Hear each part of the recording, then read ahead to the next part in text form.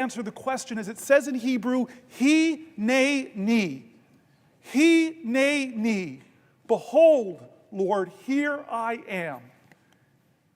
And so I confess that I have been imperfect. I confess that I've been inadequate to the moment. I confess that the Democratic Party has made terrible mistakes, that have given lane to this demagogue. I confess we all must look in the mirror and say, we will do better. And it's not just defining ourselves what we're against. We, the next generation, as the baby boomers are leaving the stage, the last baby boomer president, we have to say that we're going to redeem the dream. We're going to dream America anew. We're going to start talking about bold things that don't divide people, that unite people. Bold things that excite the moral imagination of a country to do better, to go higher, to call us together. This is the time where new leaders in our country must emerge. I'm not talking about senators. I'm talking about citizens. This time of despair and darkness doesn't demand more darkness. We don't need to demean and degrade people who disagree with us. This is a time for us to do something bigger than that. Do you think Martin Luther King in Birmingham hated Bull Connor or said, I'm going to defeat this guy by bringing bigger dogs and bigger fire hoses? No. But he did say, we're going to be so creative, we're going to inspire the moral imagination of the nation, we're going to call to the conscience of the country, we're going to excite them about who we could be. When he went to the March on Washington, he didn't stand there and complain about the demagogues. Listen to his speech. He didn't stand there and demean and degrade the governor of Alabama. He didn't stand there and talk down to Bull Connor. No, he stood before the American people and said, it's not what you're against, it's what you're for. I have a dream. And now it's our generation. We have to redeem the dream. We have to excite people again. He, in the highest office of our land, wants to divide us against ourselves, wants to make us afraid, wants to make us fear so much that we're willing to violate people's fundamental rights. We're willing to go after the speech on college campuses. We're willing to go after law firms, go after the freedom of the press. Don't let him do that. Don't become like him. Be an American that says, I look to the future and I'm excited. Yes, things are tough right now. They're hard, they're scary, they're hurting, but we can overcome this. Our American history, if it's nothing else, American history, if it's nothing else, it is a perpetual testimony to the achievement of impossible things against impossible odds. We are a nation that is great, not because of the people that are trying to whitewash our history. To remove great people, Native Americans, black people, and women from our military websites. I don't want a Disneyfication of our history. I don't want to whitewash history. I don't want to homogenize history. Tell me the wretched truth about America, because that speaks to our greatness. And so what do I want to people to do? It starts with us, man, and you're doing it. I've seen courage of my colleagues. We're doing it, but we have to do more, and I'm sorry. I'm not going to be a politician that's going to say, we are going to do more for you. I'm going to be a politician. I'm going to be a leader that demands more from America. Will the senator yield for one last question? I yield for a question while retaining the floor. Well, this gets to exactly, Senator Booker, your point. I'm optimistic about this country. Notwithstanding this deep, difficult, dark period we are in, I'm optimistic about this country, and I'm optimistic because of something that Alexis de Tocqueville might have said. There is some dispute about whether he actually said this. The mere fact that you could quote Alexis de Tocqueville, you got me, you have me. I would like to believe he said this. America is a great country because America is a good country. Yes, if he didn't say it, he should have said it, because it is true of this country. It is what makes me an optimist. There are wonderful, beautiful, patriotic people in every state of the union, and they will see us through this. But it does, I think, require all of us to be reminded every now and then of the better angels of our nature. Now, I remember standing in that well during the first impeachment of Donald Trump. I remember sitting right here in this seat watching you. And I'll tell you, I had approached that case as a prosecutor would approach a case that I just needed to prove the president guilty of what he was charged with. But it became apparent very quickly that that was not enough. That notwithstanding the abundant evidence of his guilt, I needed to show something more. I needed to show that it was dangerous to keep him in office. Well, tragically, events since have proven my point, but I made a different argument at that point of the trial, which I think gets us to the present moment, which is that truth should matter to us. What's right should matter to us. And even if it doesn't matter to the president, it should matter to us. That we are decent. Yes. As Americans, we are decent. We are good and decent people. As Americans, that's who we are.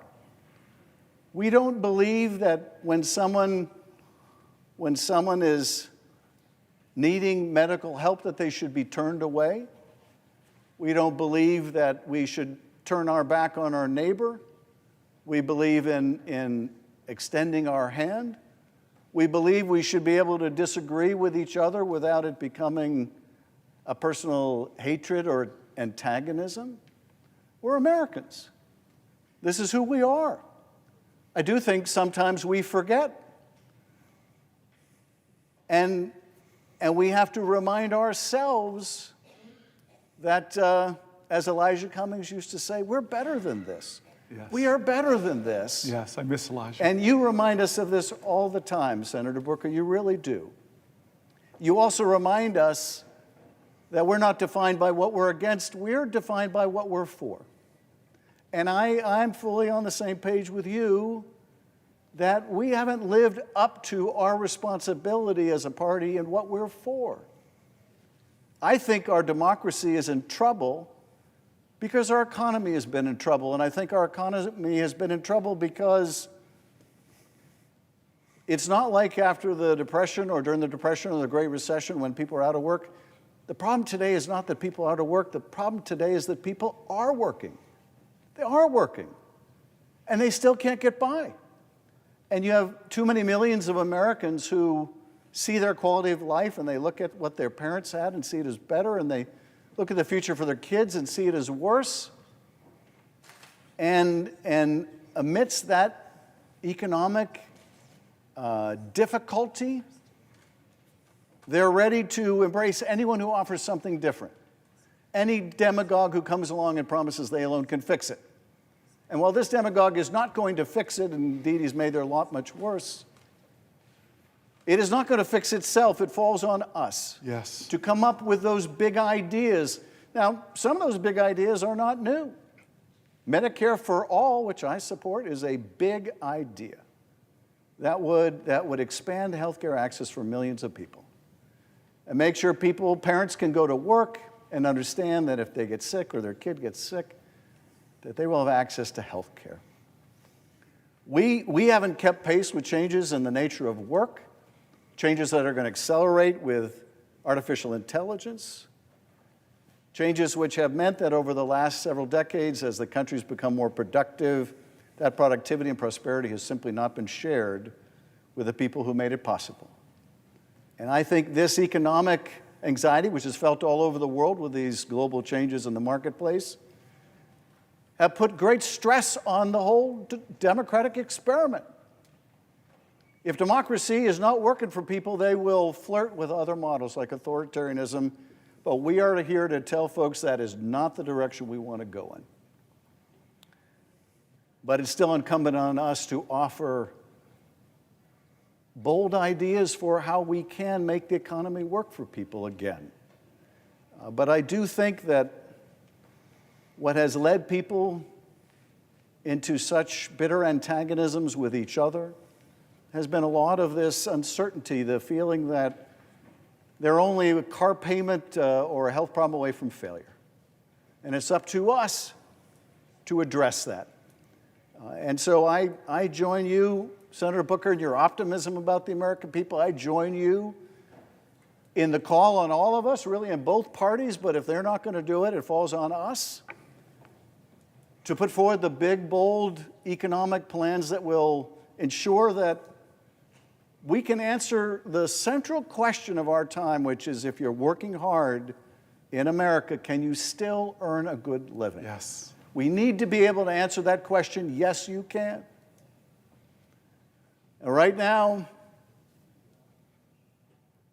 what we are seeing with this tax cut for billionaires and large corporations is just going to make the problem so much worse. But I want to thank you, Senator Booker, for your irrepressible optimism about the country which I share. I want to thank you for seizing the helm today and every day to put forward that positive vision for our country. And my question is, where do you find the energy, my friend? I don't know. I'm finding it from my colleagues right now. I'm finding it from my friends. I'm finding it from their heart and their commitment. And I'm finding it from the people whose names and stories we're reading. And I more than you know, I appreciate your friendship. I'm so happy you're my colleague now. And I believe that our future, our tomorrows, as bad as things seem, I still believe that our tomorrows are better than our yesterdays. Thank you. And I know you share that. Amen. Will the senator yield for a question? Before I yield to you, I just want you to know I love you, my friend, and thanks. We're doing some good things recently, you and I, trying to solve some big problems, and I appreciate that. So I yield for a question while retaining the floor. Thank you, Senator. Unlike Senator Schiff, who said that he didn't know of your stamina before now, I knew well the stamina of Cory Booker. And I've always admired it, not just physical stamina, but moral stamina, the courage of conviction, the stamina to stand up and speak truth to power, which has become now one of the most common phrases that is used in public life. But Cory Booker has epitomized it throughout his career, not only in this body, but as mayor of Newark and as a leader in sports when he was an all-American athlete at Stanford. That physical stamina was matched by a moral stamina that is invaluable in life today because Americans have come to prize, above all, integrity, authenticity, genuineness, which Cory Booker epitomizes. And so it's not just his eloquence today on the floor and the soaring rhetoric that we have heard from him. It's his understanding and his sense of real life impacts of what we do here on everyday Americans and what everyday Americans are doing right now as we speak here on the floor.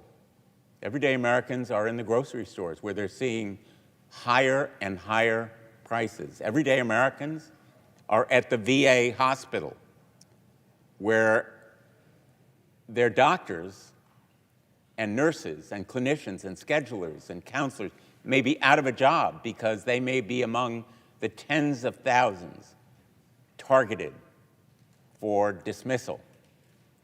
Everyday Americans are in schools, K through 12 and higher education, where the resources available for their teachers in the classrooms right now, in real time, are going to be cut.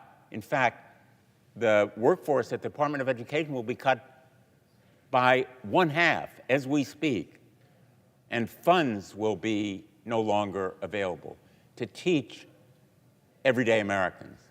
And of course, everyday Americans right now are in hospitals and clinics.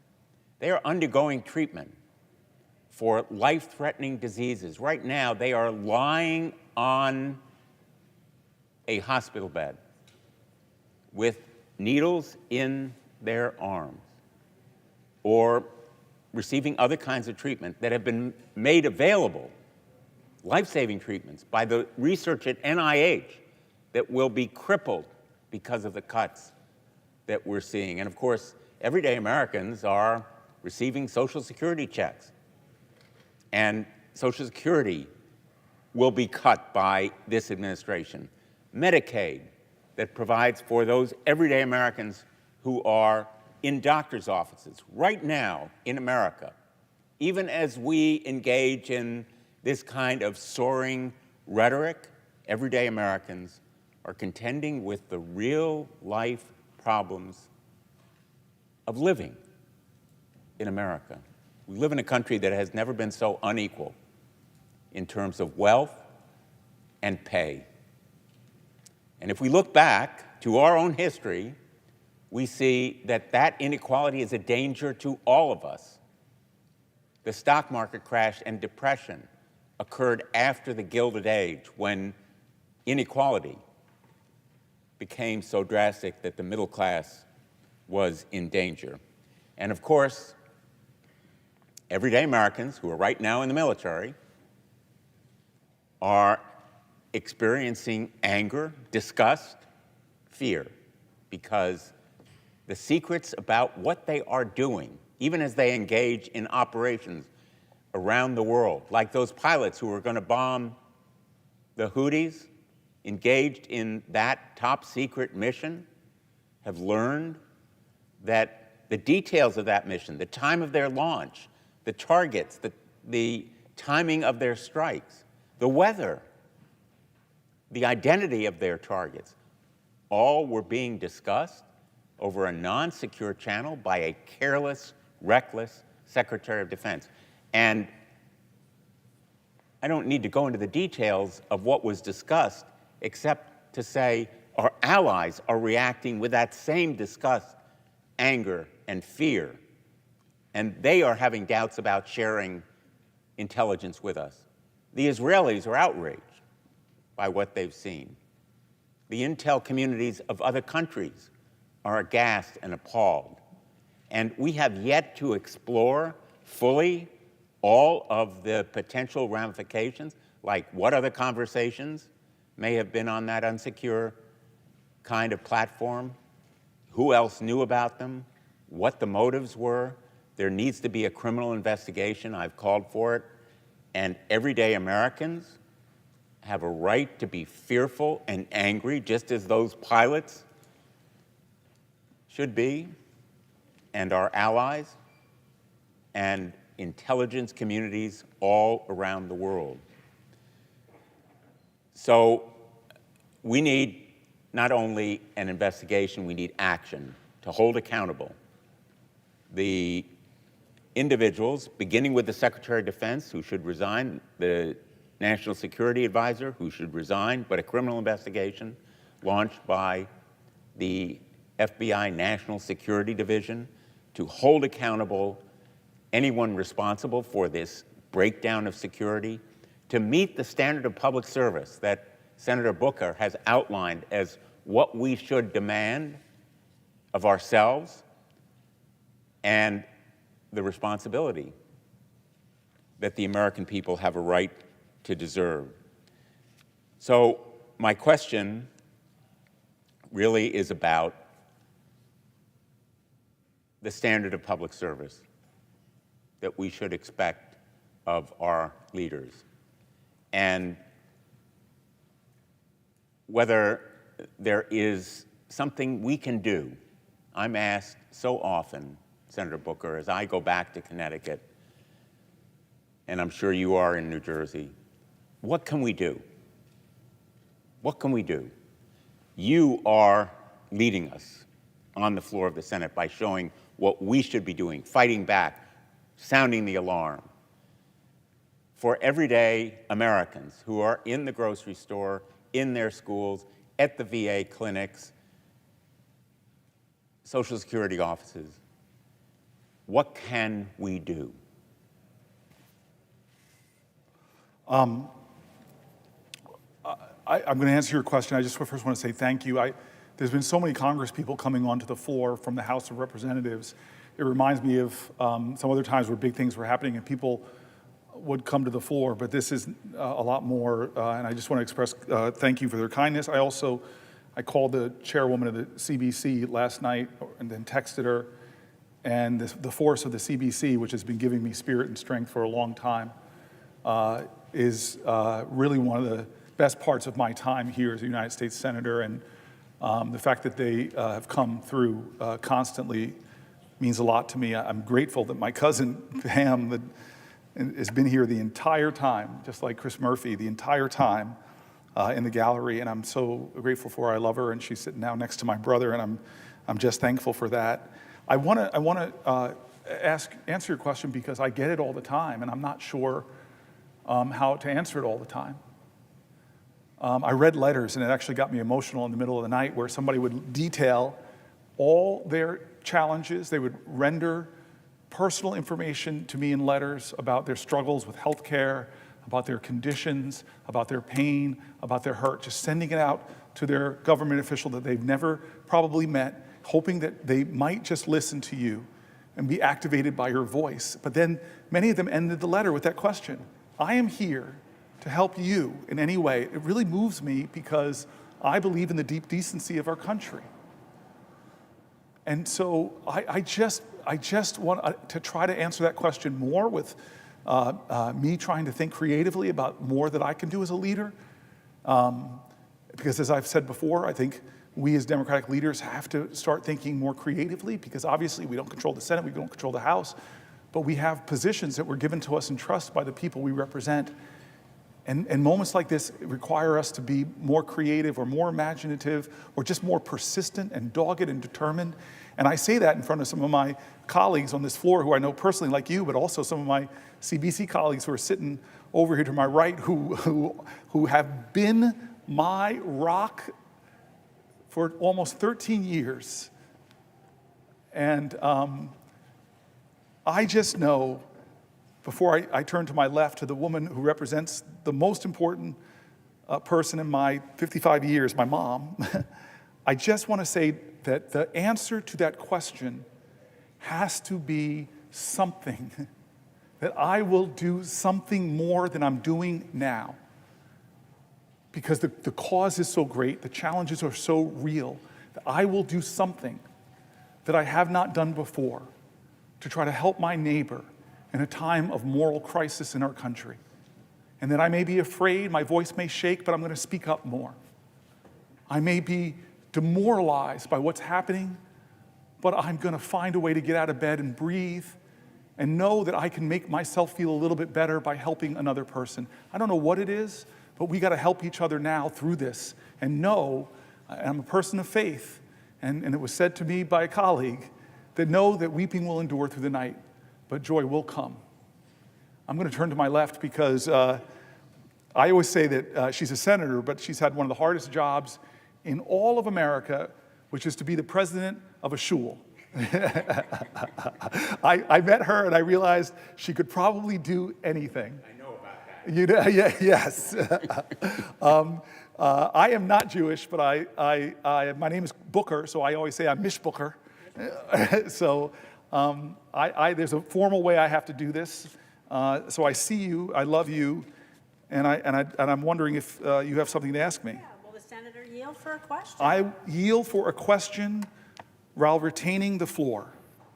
Well, Booker, we're a people of the book. Ah. People of the book. That And is so powerful, yes. There you go. It's very powerful. The book you believe in, the books you believe in, what you read. We've heard everyone quote the Bible, philosophers, great thinkers and leaders, and you are one of them. And it has been my privilege to sit here next to you on this desk for the last 6 years I've been here, the best seat in the Senate. You and I. And I'm gonna take care of your mother, who is my constituent. Yes. My constituent. Yes. So I have your precious mother in our hands. who I suspect, like my cousin and my brother in the gallery, that my mom is watching Yes, well. from Las Vegas. Yes, and we appreciate what a good mother she was and how she raised you to be strong and to be smart and to be kind.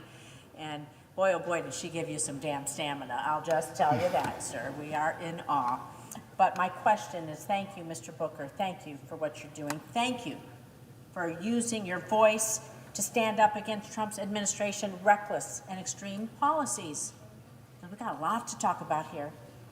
So I'm going to bring it back to Nevada. Yes. Because we got a lot of families in my state, and just like you, those letters, they're overwhelming, and they bring me to tears. The stops in the grocery store, and the airport, and the shopping mall, and the gas station, over and over again. People are worried. People are worried, and they want us to help, and they're wondering about this. People have talked to me about... Senator... Oops, thank you. People have talked to me about how high costs at the grocery store are squeezing their budgets. They're concerned that the Trump tariffs, well, what are they going to do? Prices ain't going down. They are going to make prices go up instead of going down. President Trump declared tomorrow is Liberation Day. Liberation Day. This is what he plans to impose the latest round of across-the-board tariffs for goods on several nations. Tariffs that amount to a national sales tax on every single person that goes to a grocery store. In Nevada, in New Jersey, I see my esteemed colleague, Senator Duckworth, in Illinois, and every state in this nation. Tariffs that amount to a national sales tax. Now, Nevada's economy relies heavily on tourism. I don't have to tell anyone that. And these tariffs don't target tourism specifically, but make no mistake, they will have a profound impact on a city like Las Vegas, the entertainment capital of the world. Because when prices go up across the board, what happens? Families' budgets at the kitchen table, those kitchen table budgets, they are squeezed.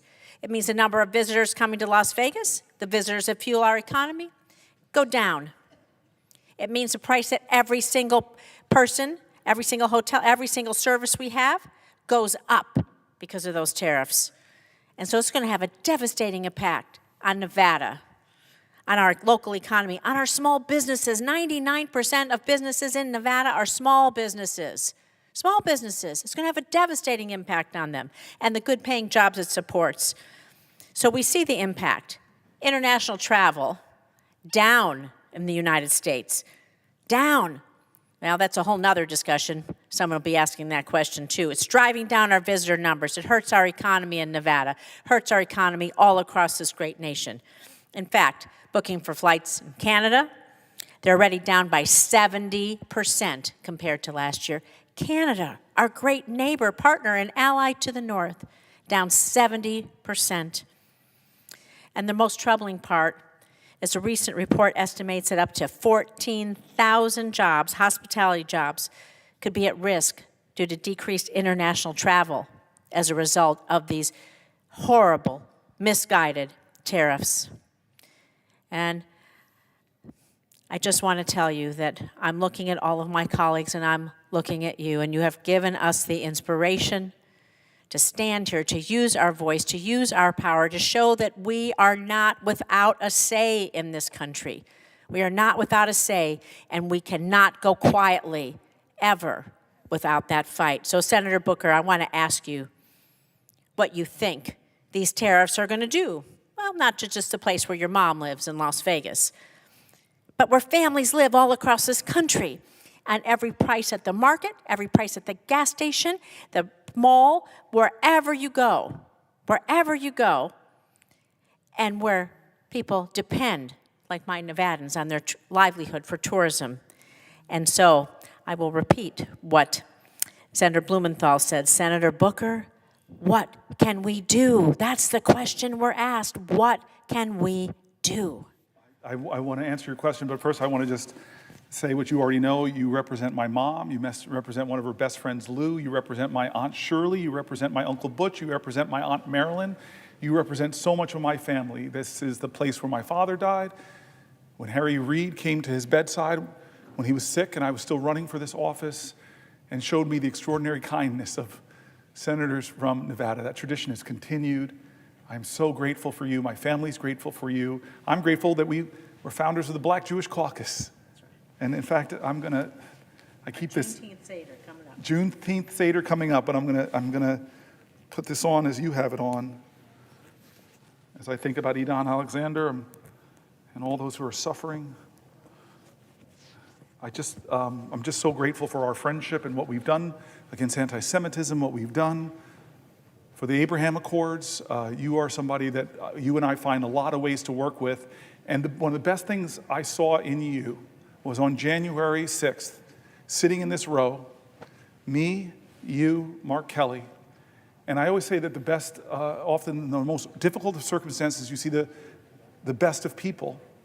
And I don't know if you remember this, but staffers started rushed in, and usually you have to have special identification. And then some of them stood behind us, and they were crying, and they were upset, and they were frightened. And I just watched you go from senator to mother, and I watched you comforting people in their times of fear, when they thought they were going to be killed, literally. And you were this voice of comfort, voice of calm. I saw you in one of our worst countries, worst crisis. I saw your light. I saw your love. I saw the Jewish mom, and I benefited from that. I just feel that Trump mocks us. What does his Liberation Day mean to the people that are shackled to debt? From medical debt, that are shackled with student debt, that can't afford the rising cost of groceries. What's his liberation mean? To people who are chained by fear right now, waiting with bated breath to see if the Medicaid programs they rely on are going to be cut. What does his liberation mean? To people who are literally in jails right now because they were disappeared from our streets. What does his liberation mean to people who can't afford homes because of his tariffs, who dreamed of a new car, but that's going to go up as well? I don't know what he means by liberation. I honestly don't. I wish he'd explain it to the American people. Who's liberated in this financial times? Who's liberated? I don't think the law firms feel liberated, that we're so threatened by you that they felt the only way they could get from under the threat of you is to come to you and beg them and offer them and say we'll do this and say we'll give you millions of dollars of pro bono worth. I don't think they feel liberated. What about the people that are banned from the press corps because they won't call it the Gulf of America? The idea of the press, the freedom of the press, do they feel his liberty? What does his liberty mean? What does Donald Trump's Liberty Day tomorrow mean? In a nation where I read letter after letter of people that feel like their liberty is gone, that they're losing sleep at night worried about Social Security. What does liberty mean to the veteran that was laid off, that fought for my liberty? What does Donald Trump's liberty mean? What is he talking about? What does his liberty mean to Canada, who fought next to us, who died next to Americans fighting for our causes? What does his liberty mean to them? I don't understand Donald Trump. I really don't. There are going to be PhD students writing about him for generations. He'll love that in heaven. He'll look down and say, I'm so happy people are talking about me. But I will tell you this. I love great presidents. I love that Lincoln said, with malice towards none, with charity towards all. But I hear Donald Trump say, with malice towards everybody that does not tell me how great I am. And charity, I don't know if he understands that. What it means to show sympathy and compassion and empathy and to help people whether they like you or not. I love great presidents. I love FDR. You have nothing to fear but fear itself. But the letter after letter, the word fear, the word terror, I was reading from voices from my state and across the country. It's as if Donald Trump is saying, be afraid of me, the big man with the power. Be afraid, be afraid, be afraid. There was another president that said, Mr. Gorbachev, tear down this wall. And yet Ukrainian Americans are watching their president go, not Mr. Gorbachev, tear down the wall. They're saying, hey, Mr. Putin, come in and take the Donbass. I'm going to start the negotiations, not with Zelensky at the table. I'm going to call him a dictator. I'm going to start the negotiations from a position to giving Putin what he wants. Ukrainian sovereign land, and that's where we'll start the negotiation. And I love John F. Kennedy quoting a poet saying, ask not what your country can do for you. Ask what you can do for your country. What is Donald Trump? Ask not what your country can do for you. Ask what can you do for Donald Trump?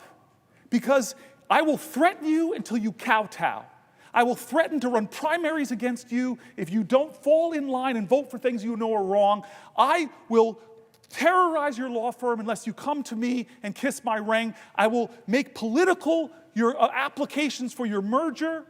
I will drop cases against you. I will pardon you if, as he said in a recent pardon, he was a pro-Trump guy. I don't understand this. I really don't. And I don't understand how he tries to divide Americans. I got on a plane once. I'm on a plane and I'm juggling to put my carry-on up, and I get lots of reactions in airports. I have to say, on the whole part, good, but occasionally I think my colleagues next month, should send me a Mother's Day card, because occasionally I get called, you mother, with something following it. And so here I am putting up my overhead baggage, and I sit down next to two people, the presiding officer before this, my friend from Alabama, two Alabamans, one 80 years old, one 60 years old, mother and daughter. And they see people paying attention to me. They said, who are you? Are you a professional athlete? And as a middle-aged, overweight black guy, my ego wasn't insulted. I wanted to say, well, I could be, but I chose to serve the people.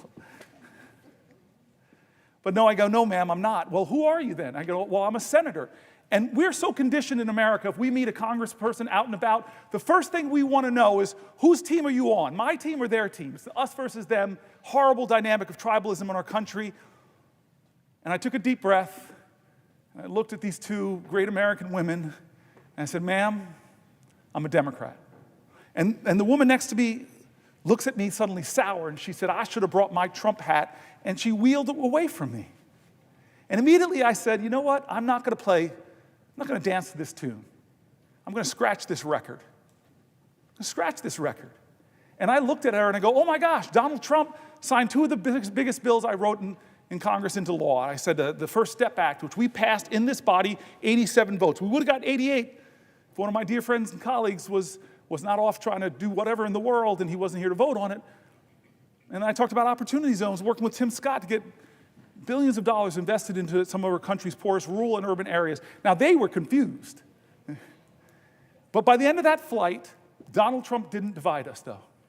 By the end of that flight, I was talking to them like fellow Americans, and we found so many points of connection, so much common humanity, and so much common cause. These outrage machines, TV, and these devices, I want to say to America, their financial interest is to keep your eyes on the screen as much as possibly can. And you know what? Sells division, divide, moral indignation. I will tell you this. I have this great friend, part of the Bold Club, named Van Jones. He told me this story that he was on Crossfire on CNN. And Van Jones got on with Newt Gingrich. Van Jones, a green activist, a guy I met in law school, extraordinary man, speaks like a poet to me, and he worked in the Obama White House.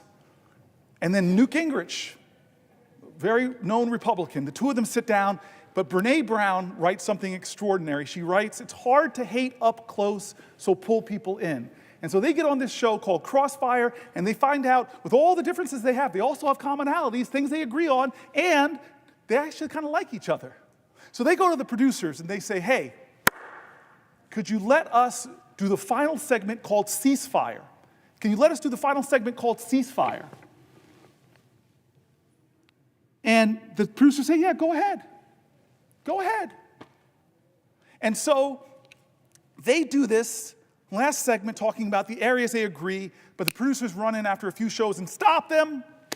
Can't do it. Why? Ratings are going down.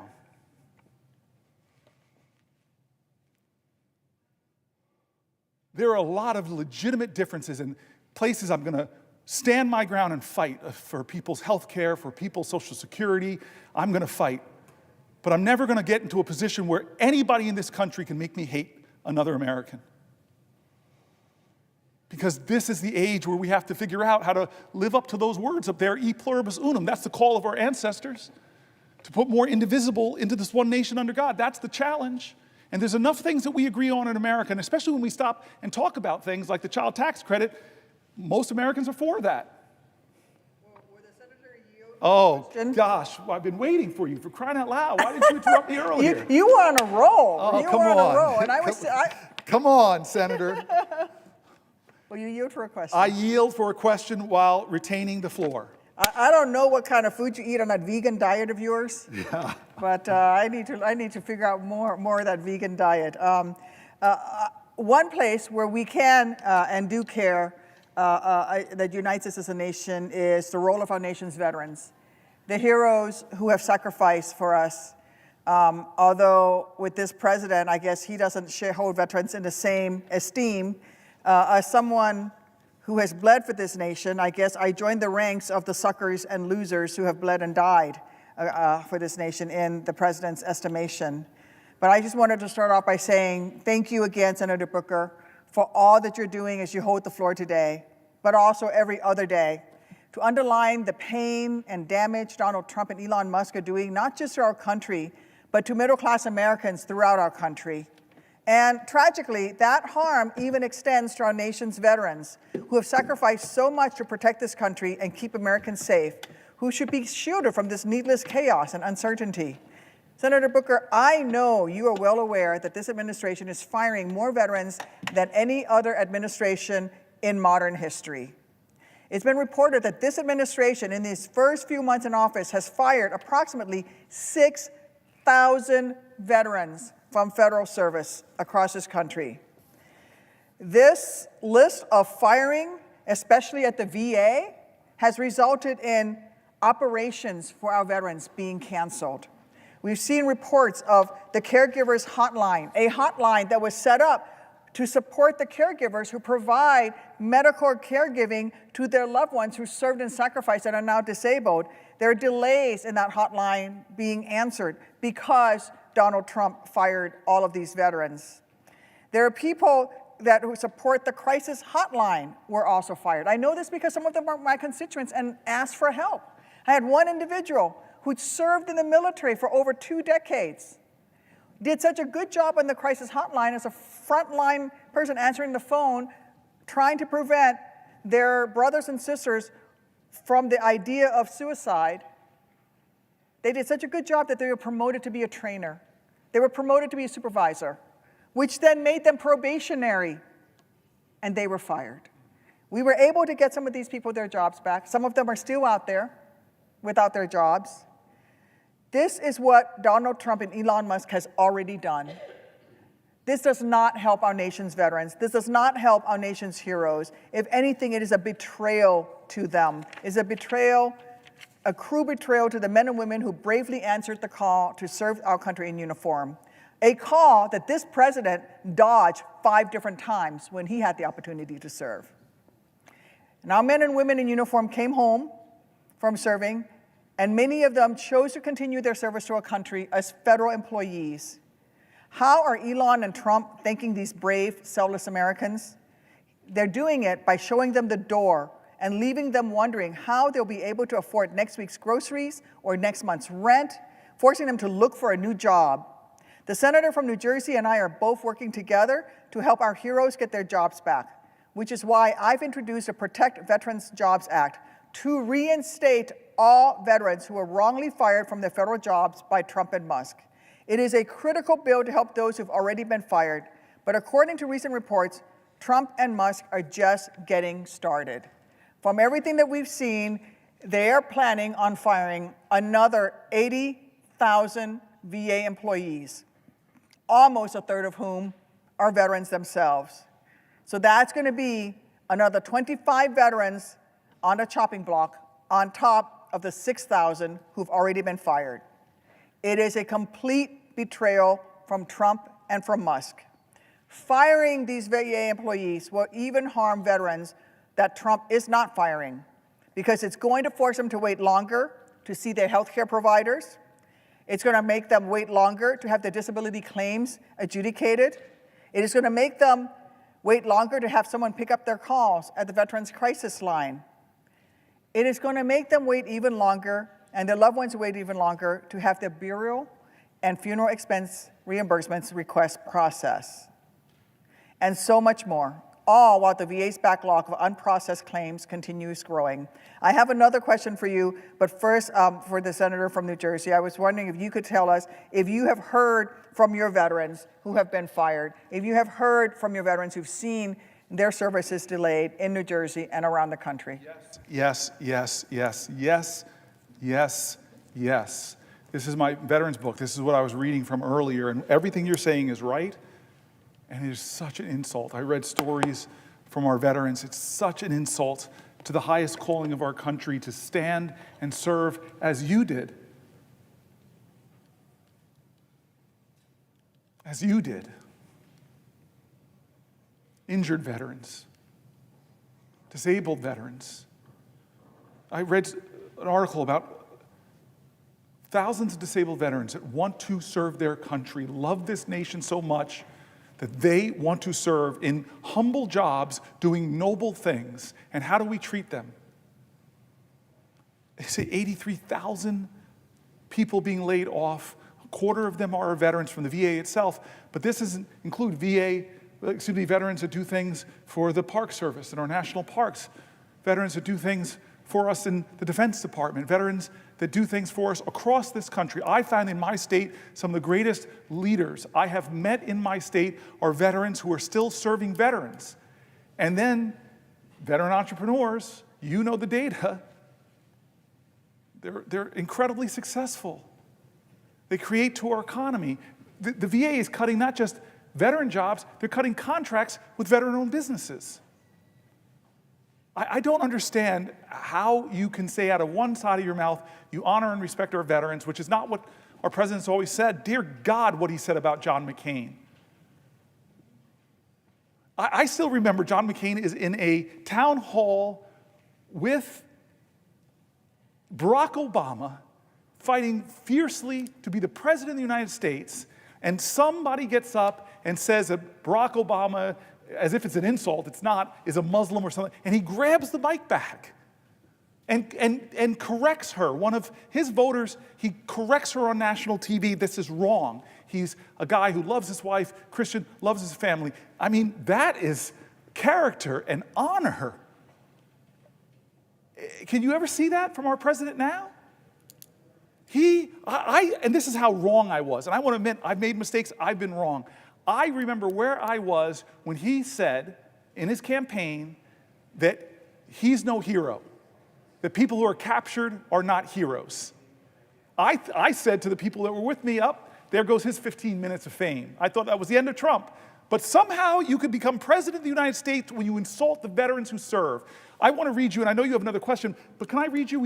I don't know, John Lewis and John McCain, the two Johns are coming up a lot in my 20 hours. But I want to read you this. I want to read this when you were here because I read this. And let me all tell you, this is John McCain writing. Let me all tell you what I think about the Pledge of Allegiance, our flag and our country. I want to tell you a story about when I was a prisoner of war. I spent 5 years in the Hanoi Hilton. In the early years of our imprisonment, the North Vietnamese kept us in solitary confinement, or 2 or 3 to a cell. In 1971, the North Vietnamese moved us from these conditions of isolation into large rooms with as many as 30 to 40 men to a room. This was, as you can imagine, a wonderful change and was a direct result of the efforts of millions of Americans led by people like Nancy and Ronald Reagan on behalf of a few hundred POWs 10,000 miles from home. One of the men moved into my cell was Mike Christian. Mike came from a small town near Selma, Alabama. He didn't wear a pair of shoes until he was 13 years old. At 17, he enlisted in the U.S. Navy. He later earned a commission.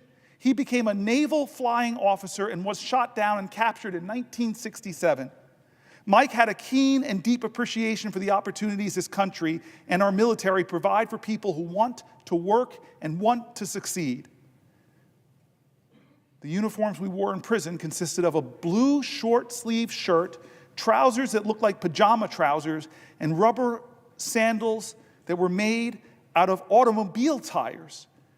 I recommend them highly. My pair lasted my entire stay. As a part of the change in treatment, the Vietnamese allowed some prisoners to receive packages from home. And some of these packages were handkerchiefs, scarves, and other items of clothing. Mike got himself a piece of white cloth and a piece of red cloth and fashioned himself a bamboo needle. Over a period of a couple months, he sewed the American flag on the inside of his shirt. Every afternoon before we had a bowl of soup, we would hang Mike's shirt on the wall of our cell and say the Pledge of Allegiance. I know that saying the Pledge of Allegiance may not seem the most important and meaningful part of our day now, our day in the Senate, but I can assure you that for those men in that Stark prison cell, it was indeed the most important and meaningful event of our day. One day, the Vietnamese searched our cell and discovered Mike's shirt with the flag sewn inside and removed it. That evening, they returned, opened the door of the cell, called for Mike Christian to come out, closed the door of the cell, and for the benefit of us all, beat Mike Christian severely for the next couple of hours. Then they opened the door of the cell and threw him back inside. He was not in good shape. We tried to comfort and take care of him as well as we could. The cell in which we lived had a concrete slab in the middle of which we slept, 4 naked light bulbs in each corner of the room. After things quieted down, I went to lie down and go to sleep. As I did, I happened to look into the corner of the room.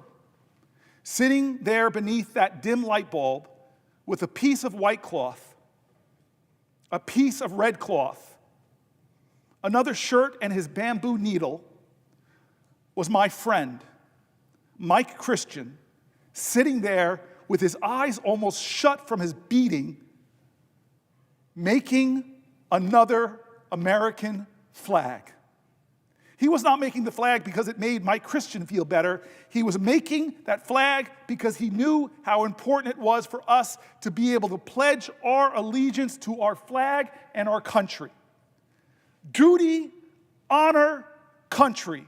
We must never forget those thousands of Americans who, with their courage, with their sacrifice, with their lives, made those words live for all of us. That is our veterans.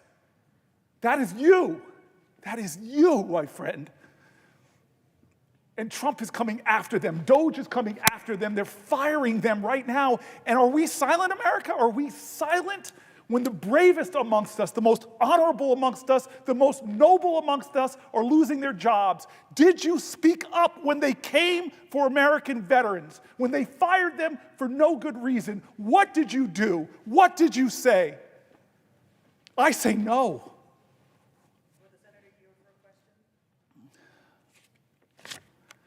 I yield for a question while retaining the floor. Thank you for what you've said. John McCain was a true hero. He said the same thing to me when I first met him. I do have a question for you, which will come later, but I thought I would tell you the story of how I met John McCain. I was recently wounded.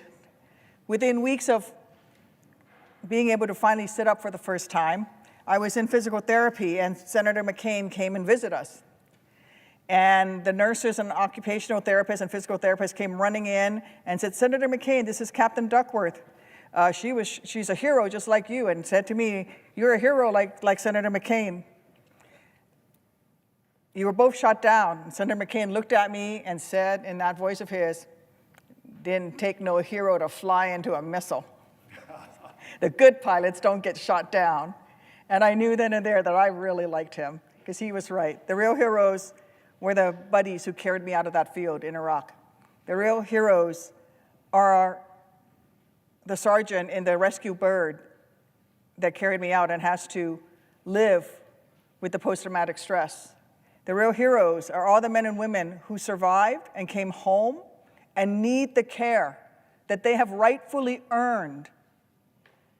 The care that we're providing with them with the PACT Act, a bill that you supported, a bill that you spoke up for. Even while members, our colleagues across the aisle, many of them said it was too expensive.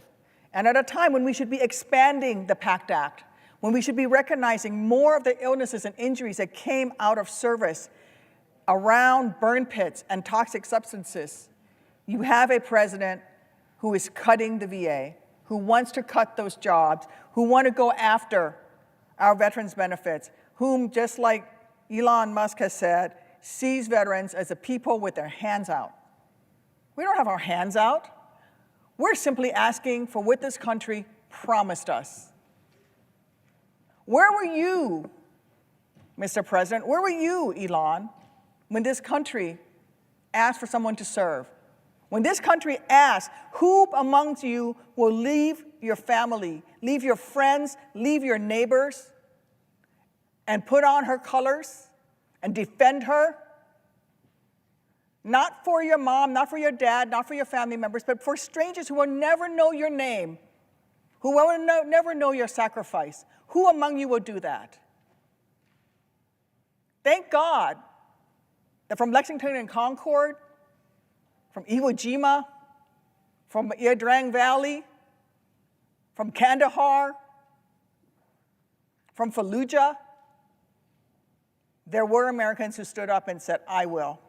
I will defend this great nation. I will wear her colors with pride. And all we have to do as a nation is live up to one tiny little percentage of that sacrifice that they made. Let them have the benefits that they've earned. And yet Donald Trump and Elon Musk are cutting those benefits. The biggest predictor of veterans' homelessness is not post-traumatic stress disorder. It is not a health condition. The biggest predictor of veterans' homelessness is lack of employment, not having a job. That begins the spiral downwards for veterans that ends up with them becoming homeless. And I will tell everyone in these chambers and in this nation, we are all dishonored when a veteran must lay their head down on the very same streets that he or she defended to sleep that night. We are all dishonored.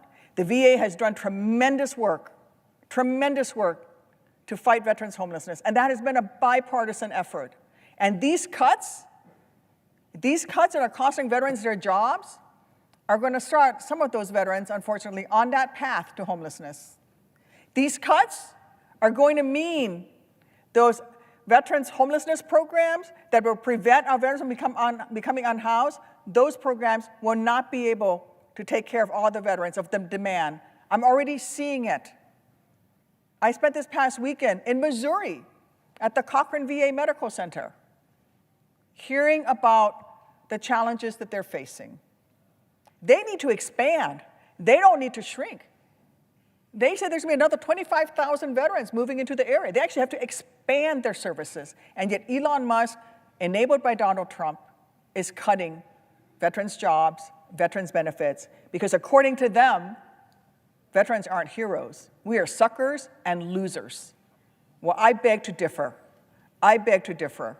I am sure that my colleague from New Jersey knows that firing 80,000 employees from the Department of Veterans Affairs wouldn't just cause longer delays for veterans, it will doom our VA's ability to process claims, that the influx of claims under the PACT Act, a law that is helping ensure veterans who were exposed to toxins while serving can get the care that they have earned, with more than 1 million claims already approved in a short time since it's become law.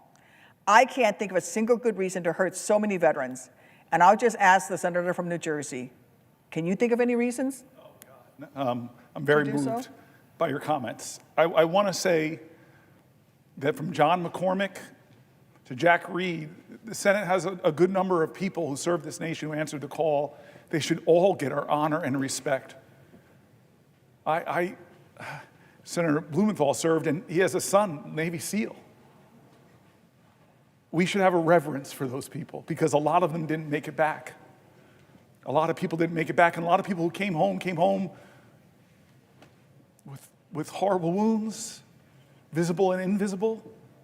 We should all be ashamed of the veterans that are committing suicide. We should all be ashamed of veteran homelessness. We have the capacity. We are a great enough nation to help them.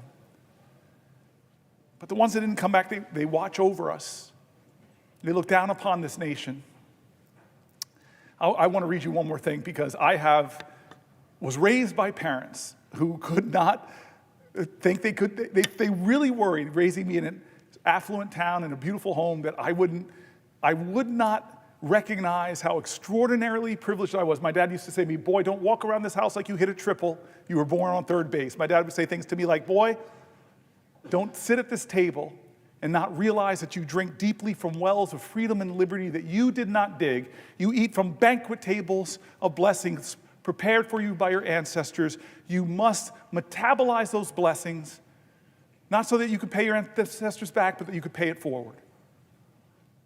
My dad, when I got degrees from Stanford, Oxford, and Yale, said, boy, you got more degrees in the month of July, but you ain't hot.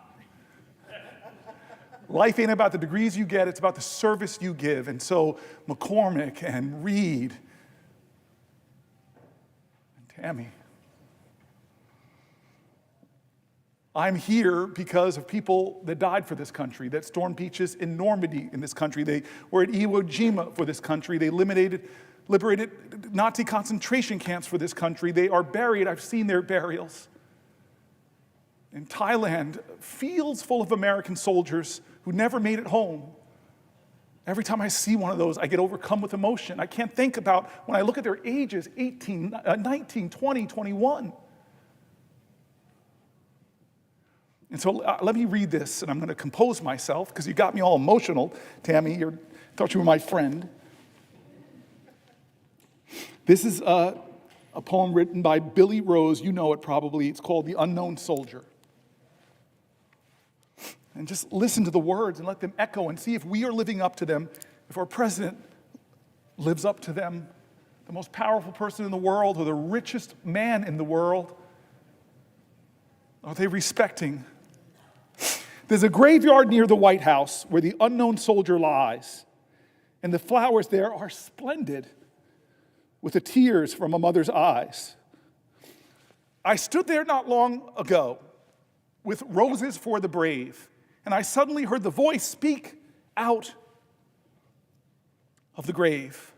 I am the unknown soldier, the spirit voice began, and I think I have the right to ask some questions man to man. Are my buddies taken care of? Was their victory so sweet? Is that big reward you offered selling pencils on the street? Did they really win the freedom they battled to achieve? Do you still respect that croix de guerre above that empty sleeve? Does a gold star in the window now mean anything at all? I wonder how my old girl feels when she hears the bugle call. And that baby who sang, hello, Central, give me no man's land. Can they replace her daddy with a military band?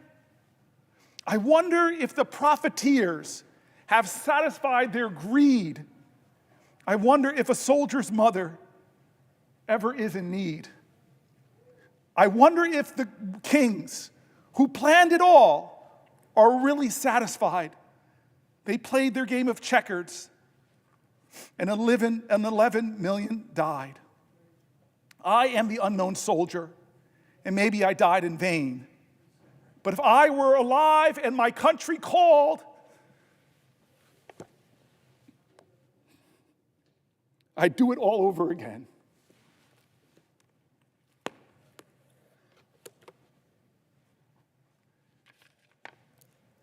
Thank you, Senator.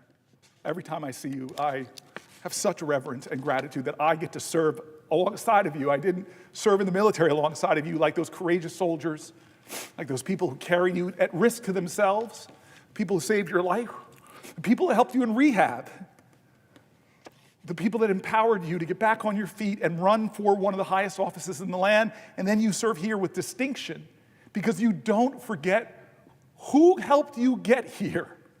Just take care of my buddies. Exactly.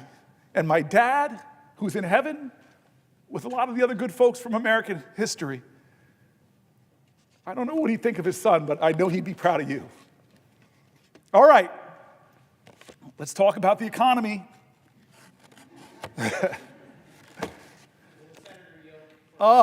Christopher Coons. Will the senator yield for a question? I yield for a question while retaining the floor. Is the senator familiar with Rory Badger of Delaware? Is the senator familiar with my guest to the speech to a joint session of Congress delivered by President Trump just a few weeks ago? So every time I answer the question, we have to go through the same thing. I am slightly familiar, yes, because we talked about it, but I would be really happy if you asked me another question and filled in some gaps. If I might, I simply want to ask my colleagues. Then I yield for a question. If you want to ask me a question, I yield for a question while retaining the floor with the recognition that I have to do it because I'm standing between two Delawareans and I'm a little nervous. Jersey never wants to be between two Delawareans.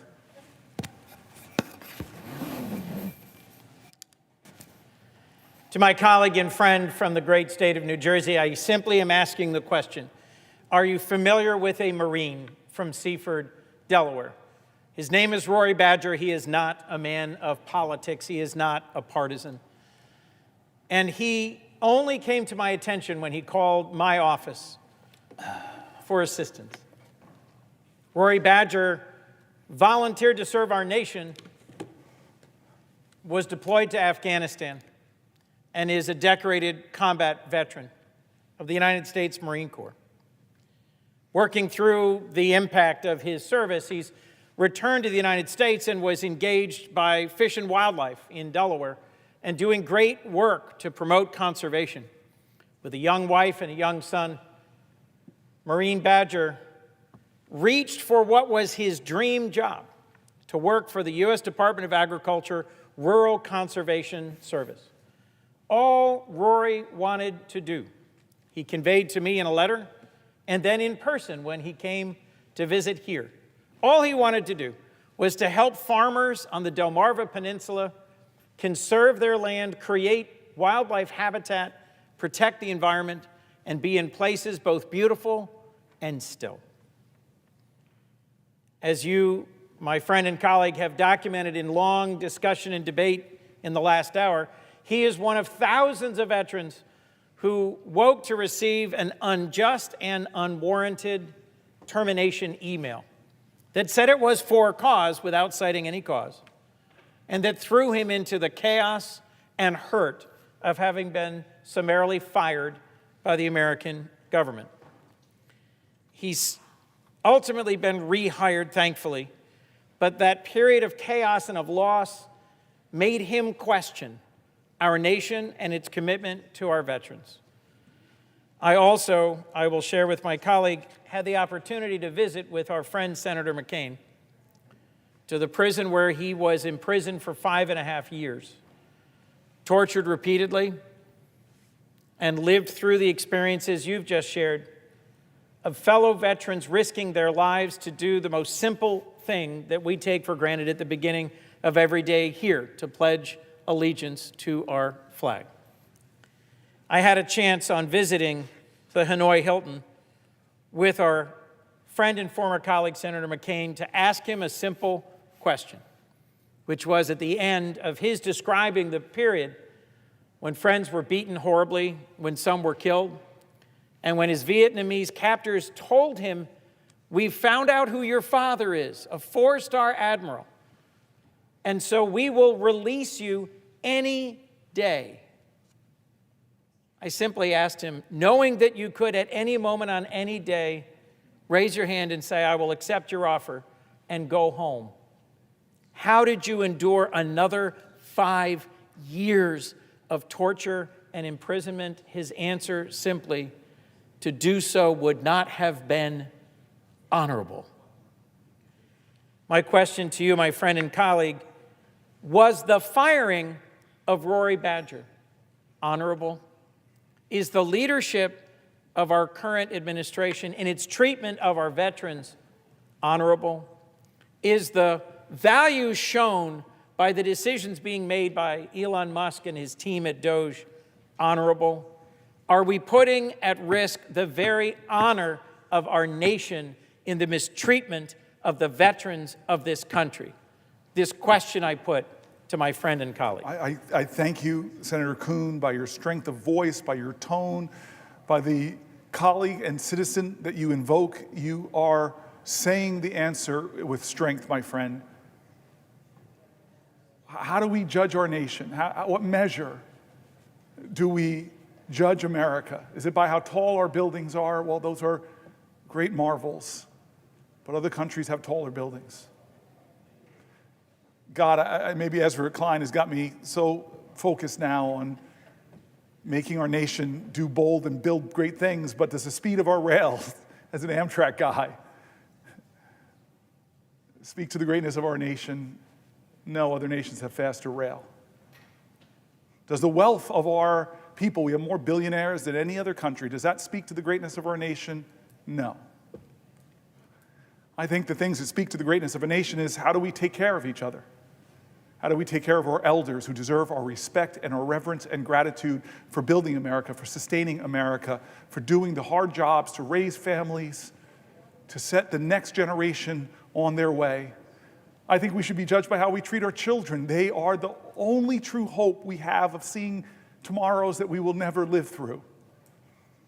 I think we should be judged by how we treat the sick.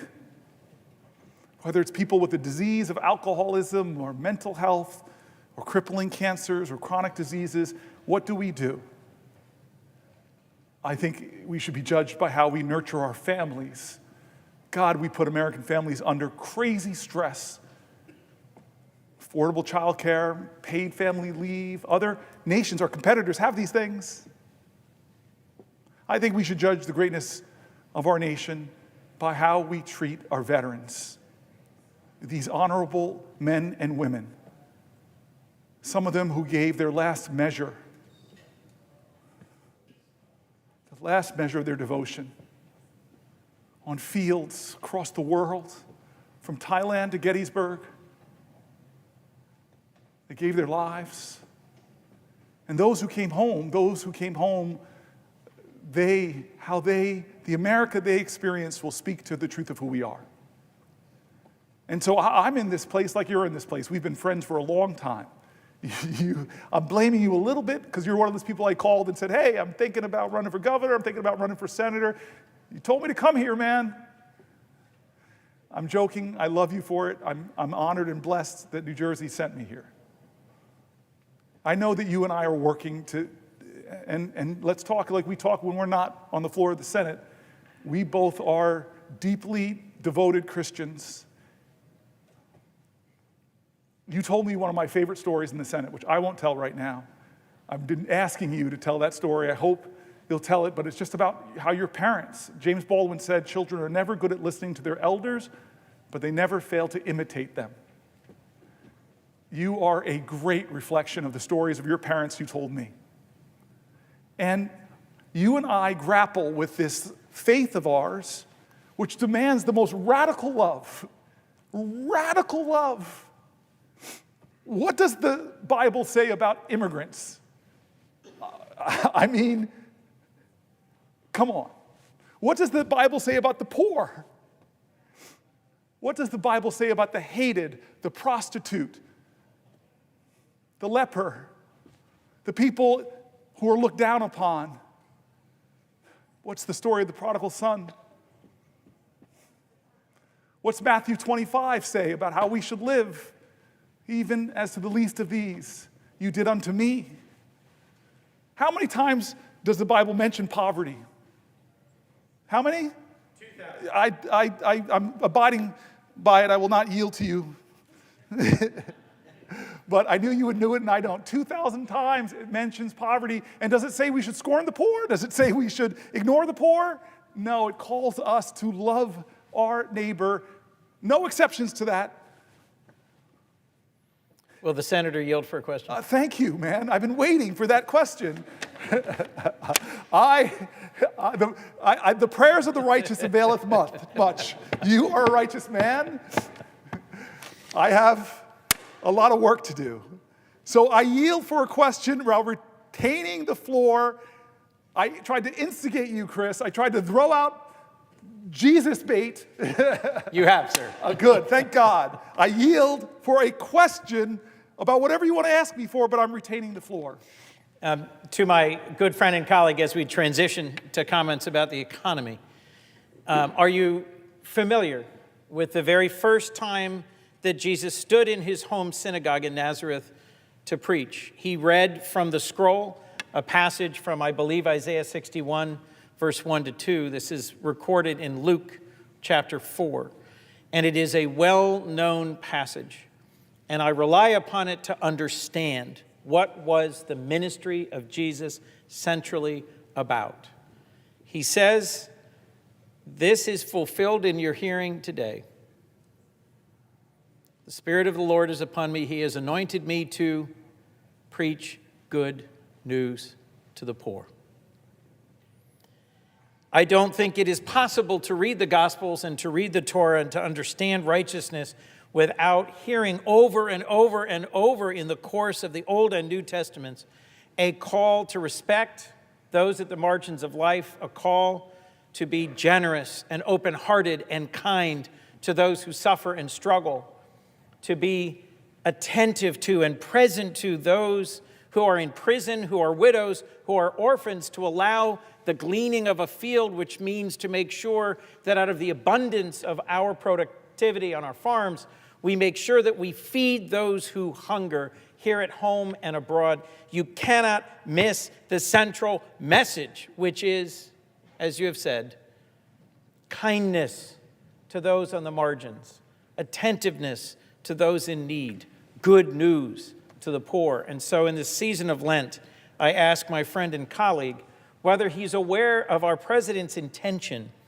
to impose significant tariffs sometime today or tomorrow that may raise the costs for working families in our nation, that may make harder the lives of those who struggle to pay for their children's food and medicines and schooling, that instead of meeting his promise to make America affordable again, will almost certainly make America less affordable for those who are exactly those to whom we are called to give attention, kindness, and service.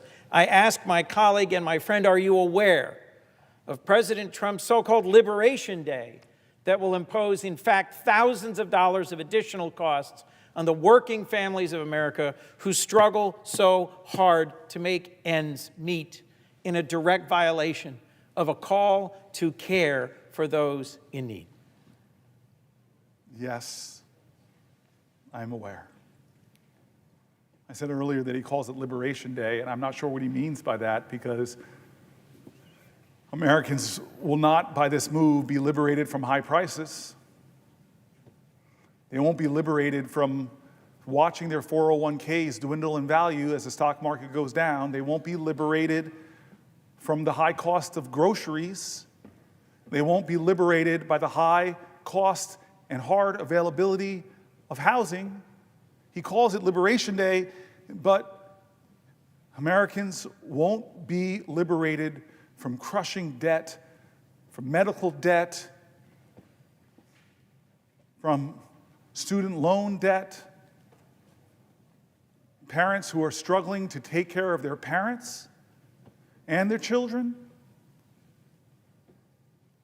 who rely on Medicaid because a parent has Alzheimer's and a child has a disability, and they're trying to make it all work, but yet they're shackled in fear because they see that recommended to a House committee on Energy and Commerce was to find $880 billion of cuts to the programs that they are relying on as a lifeline to keep their family together. Who's liberated? Who's liberated by the tariffs that he's going to come and bring onto a country where half this nation is dealing with a tough economic reality, where half of the renters in this country, you and I were both local leaders, We know it is technically the definition of housing insecurity if you are paying more than a third of your income on rent. Chris Coons, you love people, you know people, you travel Delaware, it's a much smaller state. I do say that with some little bit of twisted non-Christian arrogance and from New Jersey looking down. But you know people in your state. I've been with you in your state. You're connected to your communities. So you know people that are struggling just to make ends meet. You know people that are one emergency away, like a car accident or sickness that forces them to miss a week of work and a paycheck, that will throw their lives in financial ruin. Is this president doing his promises to make their lives better? President Trump is calling his tariffs Liberation Day. You think Canada feels liberated from the bully neighbor that is Donald Trump? Do you think Greenland feels liberated from the bully nature? Do you think Panama feels liberated? What about universities that are cutting NIH funding, that are cutting the scientific research that will cure the diseases in the future, that will alleviate suffering, that now aren't allowing postdocs to come to their school? They're not hiring, they're slashing the number of engineering students that they're allowing in because they're terrified because this president is menacing indirect costs. Is that liberation?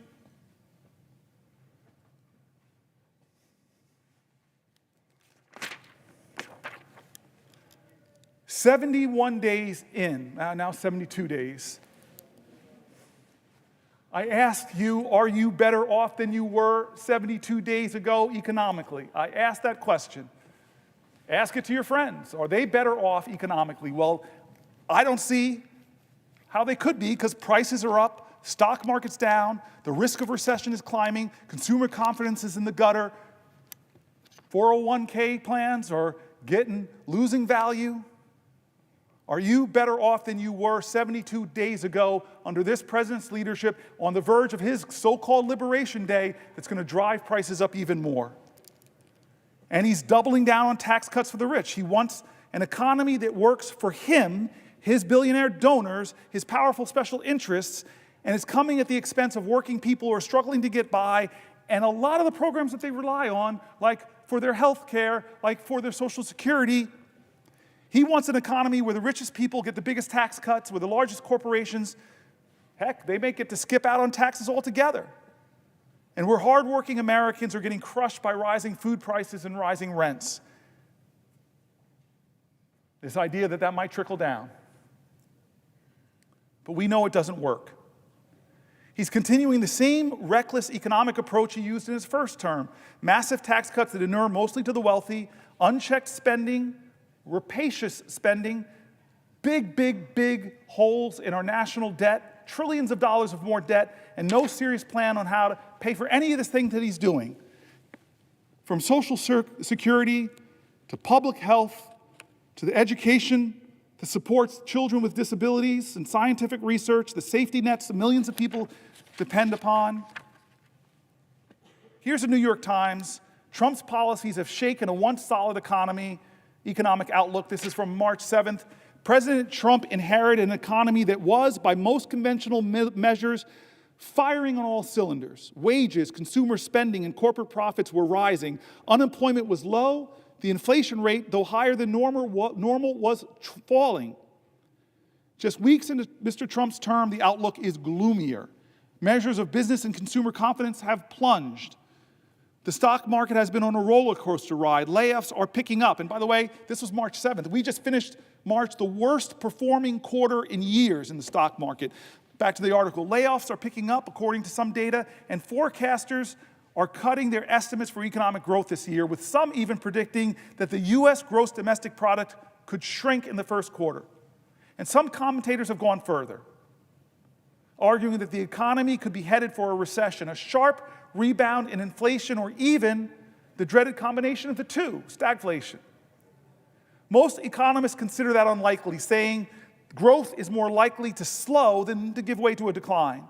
Still, the sudden deterioration in the outlook is striking, especially because it is almost entirely a result of Mr. Trump's policies and the resulting uncertainty. Tariffs and the inevitable retaliation from trading partners will increase prices and slow down growth. Federal jobs cut will push up unemployment and could lead government employees and contractors to pull back on spending while they wait to learn their fate. Deportations could drive up costs for industries like construction and hospitality and the agricultural sector that depend on immigrant labor. In quotes, if the economy was starting out in quite good shape, it probably is in less good shape after what we've seen the last few weeks, said Donald Rismiller, chief economist at Stratgas, a research firm. The U.S. economy has repeatedly shown its resilience in recent years, and there are parts of Mr. Trump's agenda that could foster growth. Business groups have responded enthusiastically to Republican plans to cut taxes and reduce regulation. A streamlined government could, in theory, make the overall economy more productive. So far, however, the Trump administration's approach to economic policy has been characterized more by chaos, tariffs that are announced and then delayed, government workers who are fired and rehired, than careful planning. Michael Strain, an economist at the conservative American Enterprise Institute, I know AEI well, said Trump's policies on trade and immigration and his slash and burn approach to federal job cuts would have a damaging effect. This is a conservative think tank. What President Trump has proposed will not cause a recession, he continued, but it will slow economic growth. It will take money out of people's pockets. It will increase the unemployment rate. It will cost people jobs. It will make American businesses less competitive. That's AEI, folks. It is certainly possible for Mr. Trump's policies to come together in a way that causes a recession. His tariffs alone could shave a full percentage growth in the domestic product this year, according to some economic models, enough to cut in half the 2% growth rate that economists expected going into this year. Many economists contend that deporting millions of immigrants, as Mr. Trump promised to do on the campaign trail last year, could be even more harmful than tariffs, given the U.S. economy's need for workers, particularly in industries like construction and healthcare. And the administration's push to shrink the federal government, an effort led by Elon Musk, could leave hundreds of thousands of federal workers and government contractors looking for jobs when hiring has slowed. That could set off a chain reaction. Workers who lose jobs or worry they might would pull back on spending, which would force businesses to cut costs, leading to more layoffs and further reductions in spending. Ordinarily, that would prompt the Federal Reserve to cut interest rates and shore up the economy, but that could be difficult if tariffs are also pushing up prices, making policymakers nervous that cutting interest rates could spur inflation. It's a death by 1,000 paper cuts, said Jay Bryson, chief economist for Wells Fargo, certainly not a great liberal organization, Wells Fargo. He says all things individually aren't enough to cause a recession, but if you layer them on top of one another, it might be. Most economists think such an outcome is relatively unlikely, however. Mr. Trump has repeatedly delayed full enforcement of his promised tariffs. For example, on Thursday, this article is from March 7th, he suspended tariffs on most imports from Mexico and Canada until April. What month are we in? April. His deportation efforts have likewise gotten off to a slow start, and some of the cuts to the federal workforce have been tied up in court, as they should be. Such delays and reversals will help blunt the impact of Mr. Trump's policies and could make a recession less likely, at least in the short term, but the prolonged uncertainty could have its own costs, leading businesses to delay investment and hiring decisions. If we don't get clarity by the back half of this year, economic uncertainty can be like a deer in the headlights, said Nancy Lazar, chief global economist and at the investment bank Piper Sandler. Things just stop. Business confidence is muted, employment is muted, and capital spending is put on hold. Even if Mr. Trump's policies don't cause a recession, they could do long-term damage. Lower immigration will leave the country with a smaller labor force as a native native-born population is aging. Trade barriers will be a relatively modest drag on growth while in place, a chronic condition rather than an acute one. It's less the economy is in a car wreck, and it's more like the economy has decided to start smoking a pack a day, said an economist at the Roosevelt Institute. In certain places and for certain groups, the consequences could be harder to ignore. Veterans, who make up a disproportionate share of federal workers, could be particularly hard hit by government layoffs. So could parts of the countries that depend heavily on federal jobs. Apparently, there are signs that home prices in the Washington metropolitan area are falling. It's going to be substantial for certain communities. When you look at the aggregate, it's going to be challenging. Will the senator yield for a question? I talked or texted with this person who's asking me to yield the floor. I've been letting this power go to my head. I've never in the Senate had the ability to hold the floor and leave a person in a little bit of limbo. I just want to say that Tim Kaine is one of the friends, and honestly, he's like a pastor to me. He's one of the more honorable men I've met in my life, and struggles like me about faith and public service. I read your book. I really hope more people read your book. I didn't think it was going to be as beautiful as it was. I laughed. I wept. When you were attacked by spiders and things like that, I'm sorry, I was laughing at your misfortune, sir. It's a book about you going through your whole state by walking the Appalachian Trail, canoeing. Every story you told moved me. It's a great book. I've read a lot of my colleagues' books, but this one really touched me.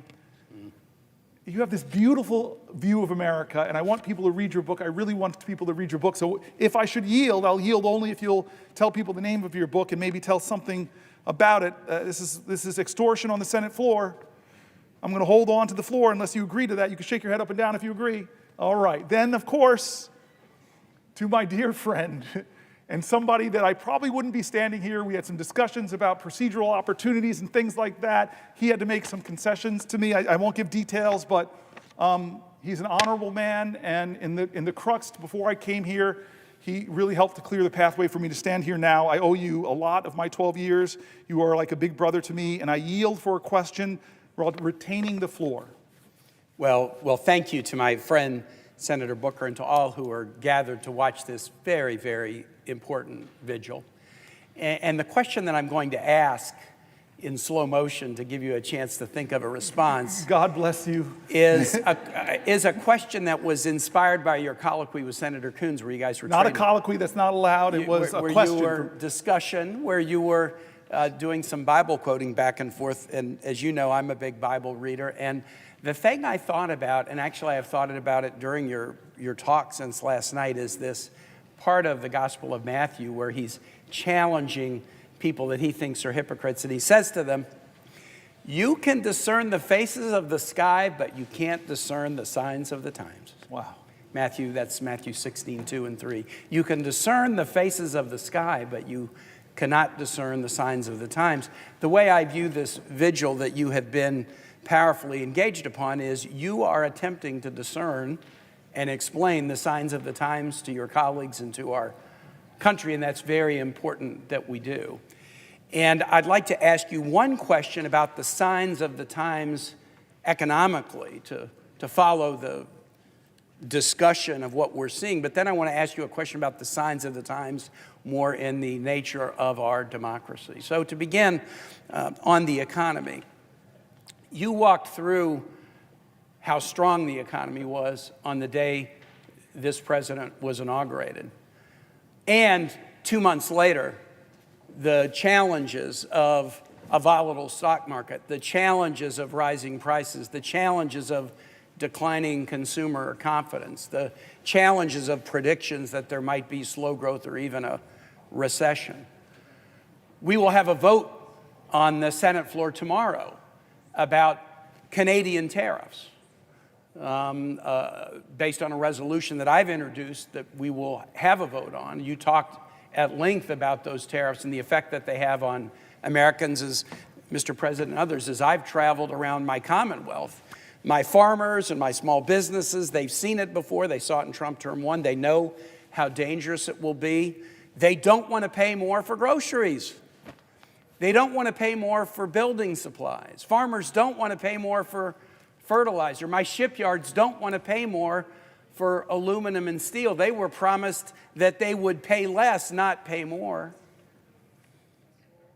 They don't want to be part of a campaign to demonize a nation that has been a friend of the United States and stood side by side with us in every war since the War of 1812. They don't want to be part of a juvenile assertion by this president that that sovereign nation is the 51st state. They don't want to be part of a name-calling effort to call the prime minister of a sovereign nation governor. They're trying to read the signs of the times. Why is this administration that came in with such a strong economic hand doing so much so quickly to both hurt us economically, but also to tarnish a relationship that has stood the test of time with an ally? The president often says that his goal is America first. We would all agree as members of this body in America first, but we would all passionately disagree with America alone. What is America alone gonna get us? What will we turn to? Who will we turn to when the allies that we've spent decades building relationships with now feel pushed aside? Yesterday, China announced that they were going to be working with Japan and Korea on a free trade zone, possibly to respond to U.S. tariffs. Other nations are having to engage in hedging behaviors because they thought we were friends, and now they doubt that reality anymore. And so as you look at the signs of these economic times, and then I'll get to a second question about the signs of the times in our democracy, how are we to understand this? And more importantly, how are we best to rectify it? How can we stand up for our families and reduce their burdens, not increase them? How can we stand shoulder to shoulder with linked arms with our allies to face off against adversaries? Reflect on the signs of the times and point us in the right direction. Please, question mark. I appreciate that. I'm going to try to keep it short, but I want to reminisce with you about something that, do you remember in Trump's first term that he used a national security waiver to put tariffs on Canada then? Yes. And my citizens really remember it because they suffered. Yes. But do you remember, we had a Foreign Relations Committee meeting, and a leader, I don't want to embarrass the leader, but a leader from Canada came, it was a woman, and she sat there. It was a bipartisan group together. You do remember this? Yes, I do. So she sat there, and then she started very slowly going back to the War of 1812 and marched through Canadian-American history. I confess I have a degree in history, but I didn't know all this history. But these amazing stories of Canadian sacrifice to stand next to Americans, to die next to Americans, to fight for America, to join our artists, our cultural communities, our arts, our agricultural communities, all the things we've done in hand to make both of our nations stronger and more prosperous. And then she looked at us and said, and then your president, in a sense, calls us a national security threat. Yep. And you all put tariffs on us. And I remember the quiet, the silence around that committee table.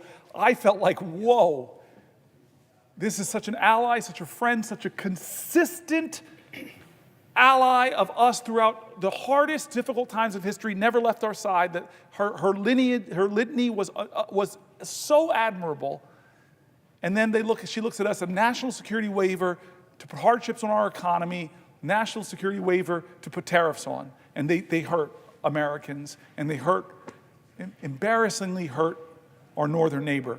But I thought that was bad enough. Mm-hmm. And now, what kind of bully are you? What kind of mean spirit? Do you look at your northern neighbor and say, I'm going to call you governor, not with the title you earned by the people that put you in that office? It is the worst kind of behavior, and nobody calls it out. Of our Republican colleagues, not enough of them call it out, I should say. So we are in as I read in that article, in an economic crisis, and I question, how long will we wait until more of us join in a chorus and saying enough is enough? I don't know the answers. I don't know how we can stop him, but I know we did in the first term. We pushed back on him successfully on his attempts to try to take health care away from tens of millions of Americans, and we can do it again, but more people have to do things differently. They have to do like we've been talking all day, and I'll turn to my colleague again, as John Lewis called us, get in good trouble, necessary trouble, heal the soul of America. We have to do more and follow the examples of our forefathers and foremothers who never gave up, with conviction and determination, with an indefatigable spirit, unyielding grace. They continued time and time again, pushing back and bending the arc.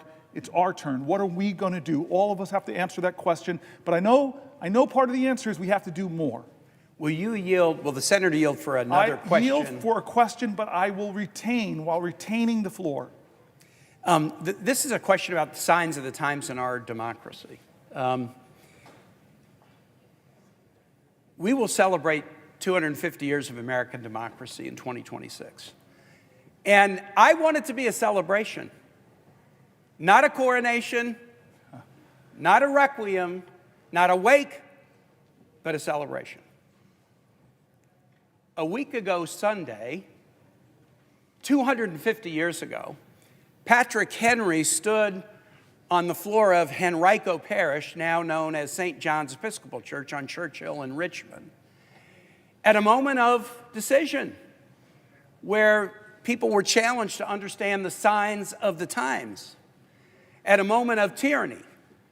And he asked the immortal question, and I almost view your vigil as asking the same question about where we would stand in such a moment. And there were different forks in the road, a phrase that has attained some meaning recently. And Patrick Henry said, as for me, give me liberty or give me death. You're giving a liberty speech, my colleague. You're giving a liberty speech as the nation begins to think about 250 years of democracy. The opposite of liberty, that which Henry was fighting against, was tyranny. I am one that believes that we should mark anniversaries. We shouldn't just act steady state like this country was ordained and will just go on forever regardless. We're coming up on 250 years of American democracy, and there is a live question about its continued existence that this generation is grappling with. Henry gave that speech at St. John's Church, and a few months later, July 4, 1776, the U.S. declared its independence from England. And our history in this new chapter began. And at various points along the way, during the 1850s, say, or during the 1950s, generations just like ours have had to grapple with the question of whether the experiment will continue or not. Some of our national symbols have some unusual aspects to them that point to this experiment. We have a national anthem that ends with a question, not an assertion, not a declaration, but whether the flag will still stand over the home of the free and the land of the brave, question mark. The state flag that Virginia adopted on July 5, 1776 is a most unusual flag. It has a woman representing Roman virtue standing astride a deposed tyrant whose crown is knocked off, who is holding a broken chain in his hand that he's laying on the ground. It's one of only 6 state flags with a woman on it. It's the only state flag that features toplessness, which occasionally creates some raciness in schools as students ask about it. But it's also the flag with the most unique state motto of any state. All states have mottos. 49 states' mottos are positive. Hope, Eureka, Excelsior, onward and upward, ad astra per aspera. Michigan's has the most unusual positive motto. In Latin, if you seek a pleasant peninsula, look around you. Well, I wasn't looking for a peninsula, but I'd rather it be pleasant than not. Virginia's is the only flag and the only state with a motto that's not positive. It's a rebuke. Sic semper tyrannis. Thus be it always, thus be it ever to tyrants. George Wythe, Thomas Jefferson's teacher, was in charge of designing the flag and chose that as the motto. Think about the verb tense, right? It's the only one that's a rebuke, and it has stayed on our state seal and state flag since July 5, 1776. Many state flags have been changed in the last 20 years. Utah's changed, Minnesota's changed, Mississippi's changed, Georgia's changed. Virginia has essentially not changed since 1776. Neither the figure of virtue standing astride a deposed monarch or the motto sic semper tyrannis, again, the verb tense, semper, always, ever. It's not in the current tense, no tyrants are down with tyrants. It's in the future tense, thus be it always to tyrants, thus be it ever to tyrants. The Virginia flag that we pass by in Virginia every day without thinking about it, it's in every school we pass it by. It asks us two questions 250 years later. Do we retain the ability to recognize tyranny? Do we retain the virtue to defeat it? Can we recognize tyranny? Can we retain the virtue to defeat it? My friend, you are standing on the floor in the tradition of Patrick Henry 250 years later. You're raising a question about liberty and our fidelity to it. And so my question to you would be, what gives you hope that the answer we will give to these questions as Americans, as those commemorating a quarter millennium of American democracy, what gives you confidence that we will answer these questions in a way that will honor those who came before us? I want to answer that question. I want to first say that Hakeem Jeffries is here. And now I'm worried because two Brooklynites are shaking hands. And I confess, when I had the floor and Schumer was, for the only time in my life I could deny him the right to speak on the Senate floor, I confess to my friend, who's part of the X generation, hip-hop generation, my brother who is part of this transition in American history, from the greatest generation to the baby boomers, from the baby boomers now, we're seeing leaders emerge that are X-geners, millennials, and he represents so much of the best of the future. I want to, this question's so good, okay, because you didn't honor your commitment to me and talk about your book.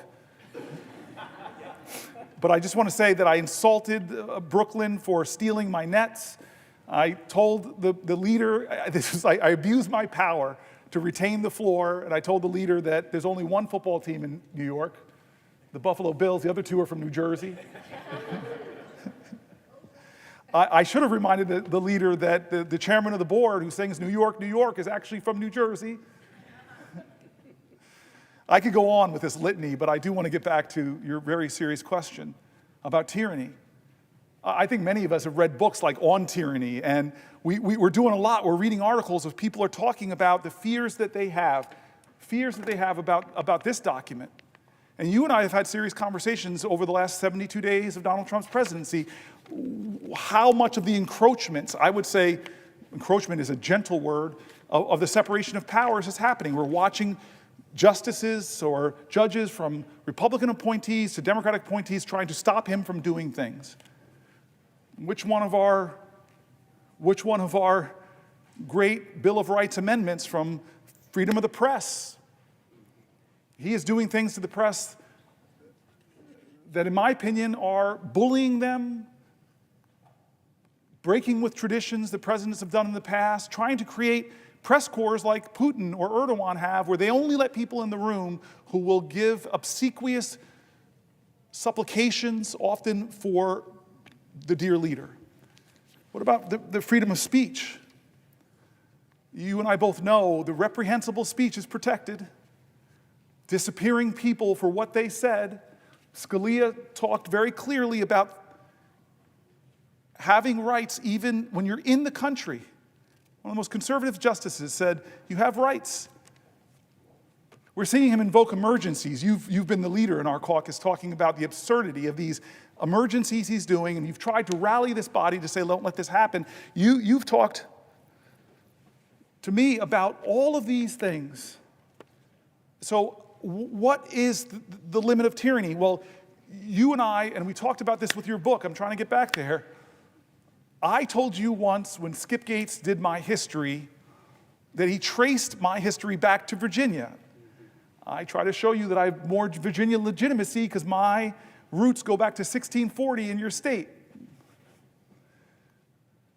The Stampers came over, following down, then Henrietta Stamper, who my mom still talks about as a relative, John Stamper, and the chart that Skip Gates gave me, the only thing he could say about John Stamper, the mother of Henrietta Stamper, was slave woman.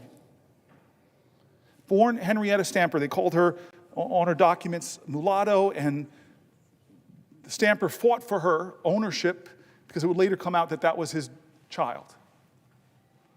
And these are the traditions in my family. It's really amazing what Skip Gates did, and showed me that I'm the direct descendant of slaves and slave owners. I'm the direct descendant of a Confederate soldier that was captured in retreat. I'm a direct descendant of Native Americans and people that fought in the Creek Wars to kill Native Americans.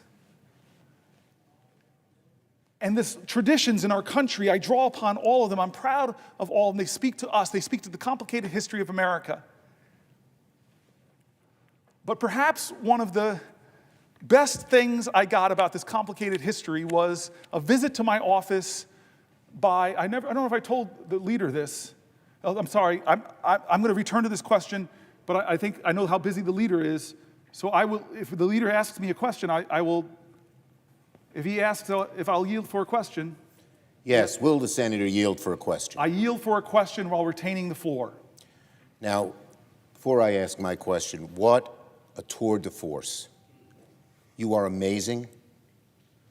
You have, it's not only the amount of time that you have spent here on the floor, what strength, but the brilliance of your indictment of this awful administration that is so destroying our democracy, that is taking so much away from working people in the middle class, and at the same time, all for tax cuts for the billionaires. You're amazing. We salute you. America salutes you. All eyes are on you. You're incredible. Now, here is my question that is related to what our Republican friends are trying to do to all the things that you were so opposed. So are you aware that while you were here on the floor today, Senate Republicans are declaring that using the current policy baseline is up to Lindsey Graham, not the parliamentarian? I believe that this is going nuclear, and it shows how hell-bent they are on giving tax breaks to the rich, even if it goes nuclear, even if it violates all the norms that they have had, even if it breaks all the promises they have made. Do you agree with me that this is just a move that is so against what the traditions of the Senate have been about, but not just the traditions of the Senate? Fairness, decency, ability to debate issues fairly. They're afraid to debate them. They're afraid to defend tax cuts for billionaires. They're afraid to admit they're taking away Medicaid from so many Americans. And so they come up with this nuclear option, showing that they don't care anymore about norms, about rules, and even about going nuclear, which the leader, the Republican leader, and all of them said, oh no, they're not going to do that. Well, now they say they're going to do it. What does the senator think? Does he agree with me that it's going nuclear?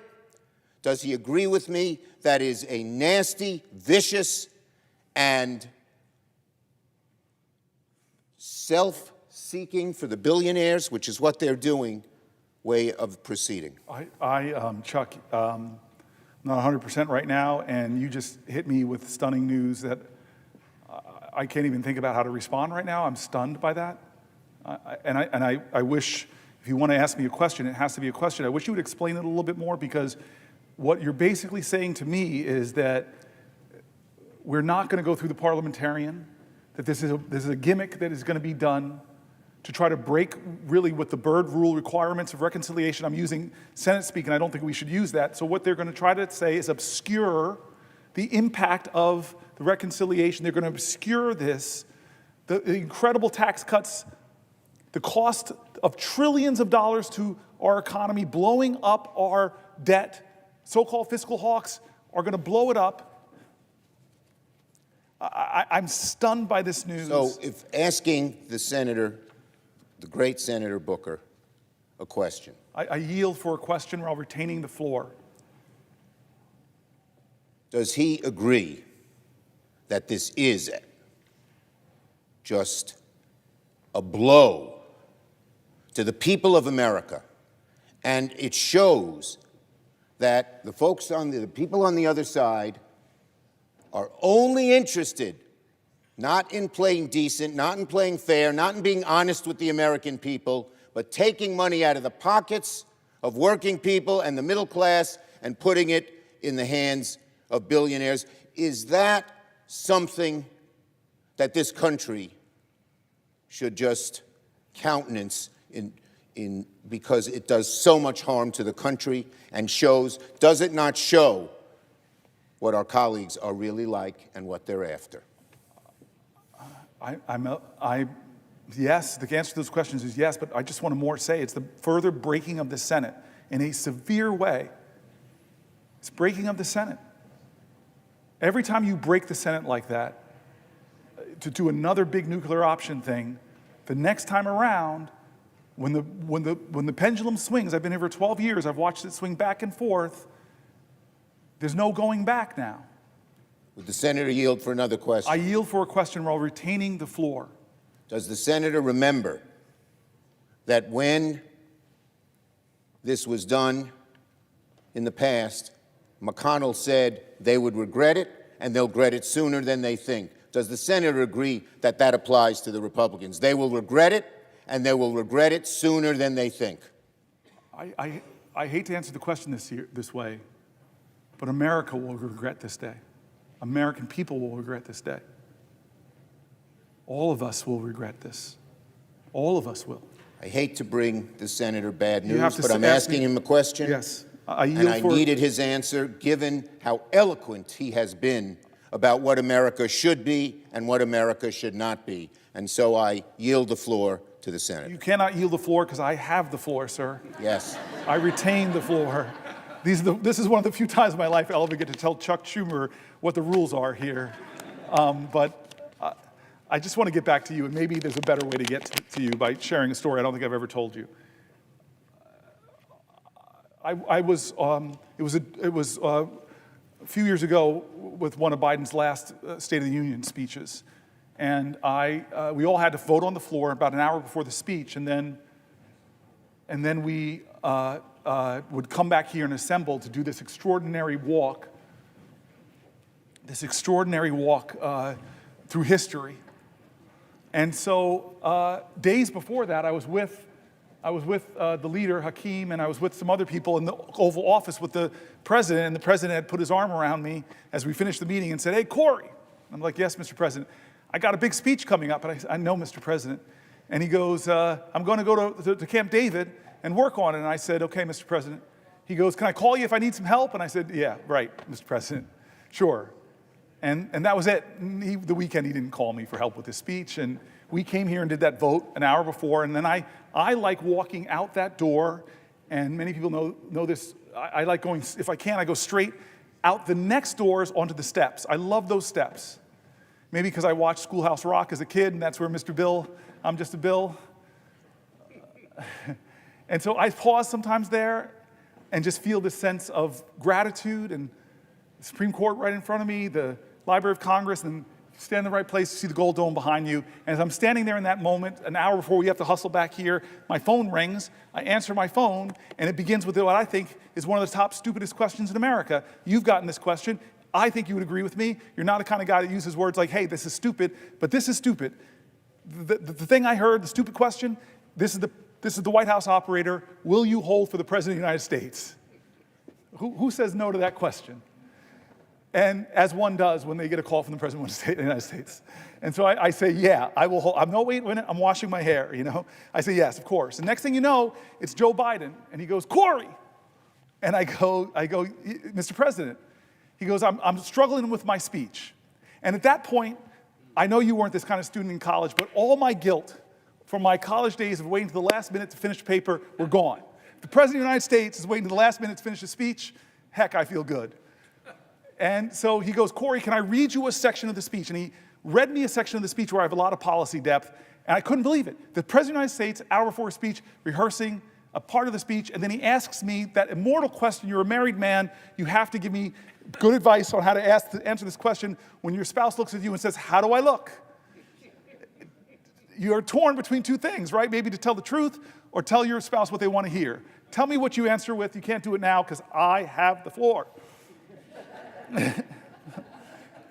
And so I take a moment. Am I going to tell the president what I really think of the section, or am I going to just say, yes, Mr. Leader? So I decided, he called me up hour before speech. He must really want my advice, and I gave some hard input. Turn this dial down more, turn this one to whatever. And he said, okay, Cory. Abruptly, he's gone. I go home to the office, back to the office. I tell my chief of staff, I just got a call from the President of the United States. He asked for help with a speech. What a crazy life moment while I stood on the steps, like the bill, I'm just a bill. Anyway, we get back here, and it's a wonderful moment in the Senate. I don't know if anybody has the privilege of seeing what we do. We all gaggle around those doors. We talk to each other. People think we always fight and yell. That's not the case. Democrat, Republican merge into this ball of senatorial humanity, and then those doors open. I love it.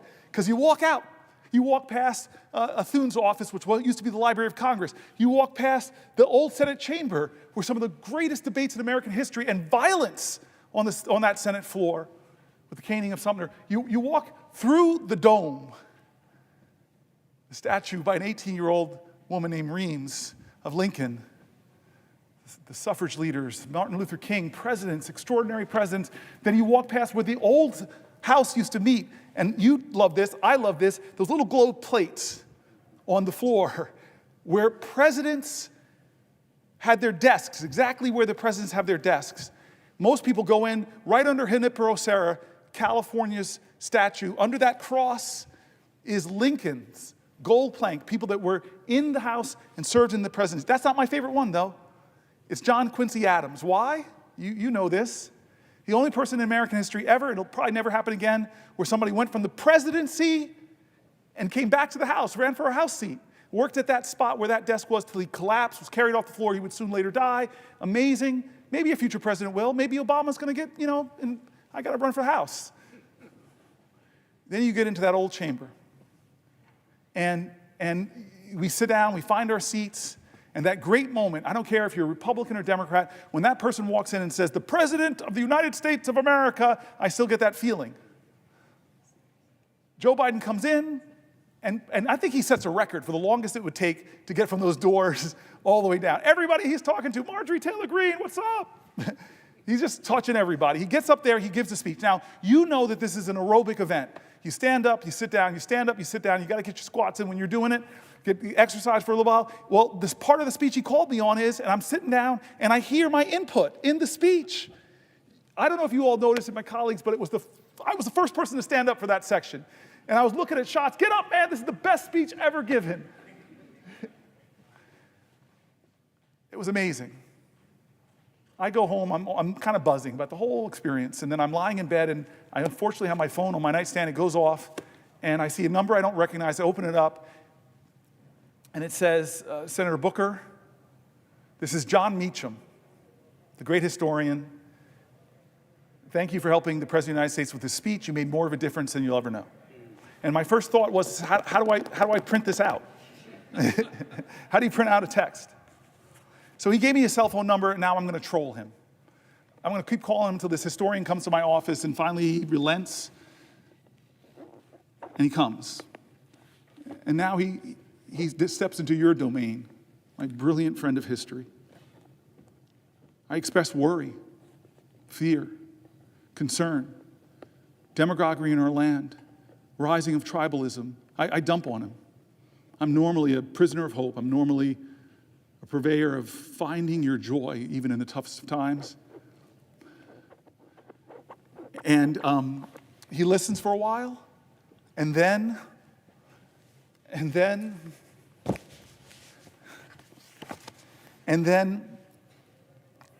he looks at me and says, Cory, there's nothing about this time that is unprecedented. It's all precedented. You want to talk about demagoguery? And he goes through every generation of Americans having extraordinary demagogues. I read Margaret Chase Smith's incredible speech on this floor against the demagogue and the demagoguery within our own party. He talks about the number one radio show in all of America. The majority of Americans listen to his anti-Semitic screeds. Father Coughlin. He went through them all. And he said, you want to think worry? He said that there was an American general in the Depression. He said his name, I'm forgetting it now, I'm not at my best, and said that this guy was calling for a military takeover of our democracy. You want to talk about authoritarianism? He talked about a senator here on the left, Huey Long, who was calling for the people to storm the Capitol. He went through this all, and he said, every single time, Nazis in Manhattan, at Madison Square Garden. I couldn't believe it. It was unbelievable. I wish people were there listening to this guy as he went through all these times when America was at a crossroads, when we came upon a moral moment. And he said, what happened, how we chose the right path, when people were trashing this document or treading on it or undermining it, when demagogues rose to the highest points of popularity in our land, how did we stop it? Well, he looked at me with some sympathy and said, not you guys, not a senator. It was that the better majority of American people said enough. They chose to define the soul of our country. He gave that phraseology to our president.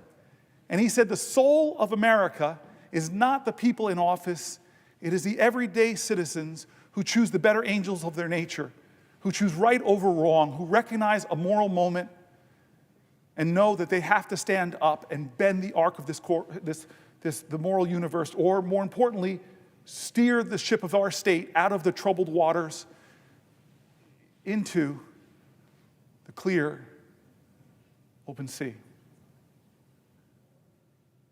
I rose here, and I've gotten into lots of questions with my colleagues, but I rose hoping to read more and more of the stories as many Americans as I could. And during the night, my friend Chris Murphy and I read a lot of them.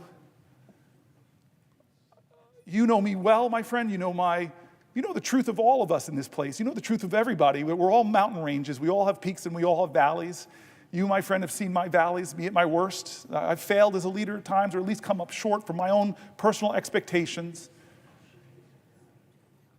You've seen me at some of my better moments.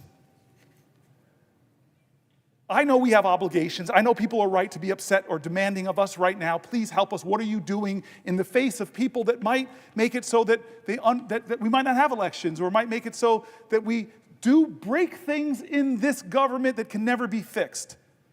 As one of the speakers that came into our caucus, the people that wrote the book, How Democracies Die.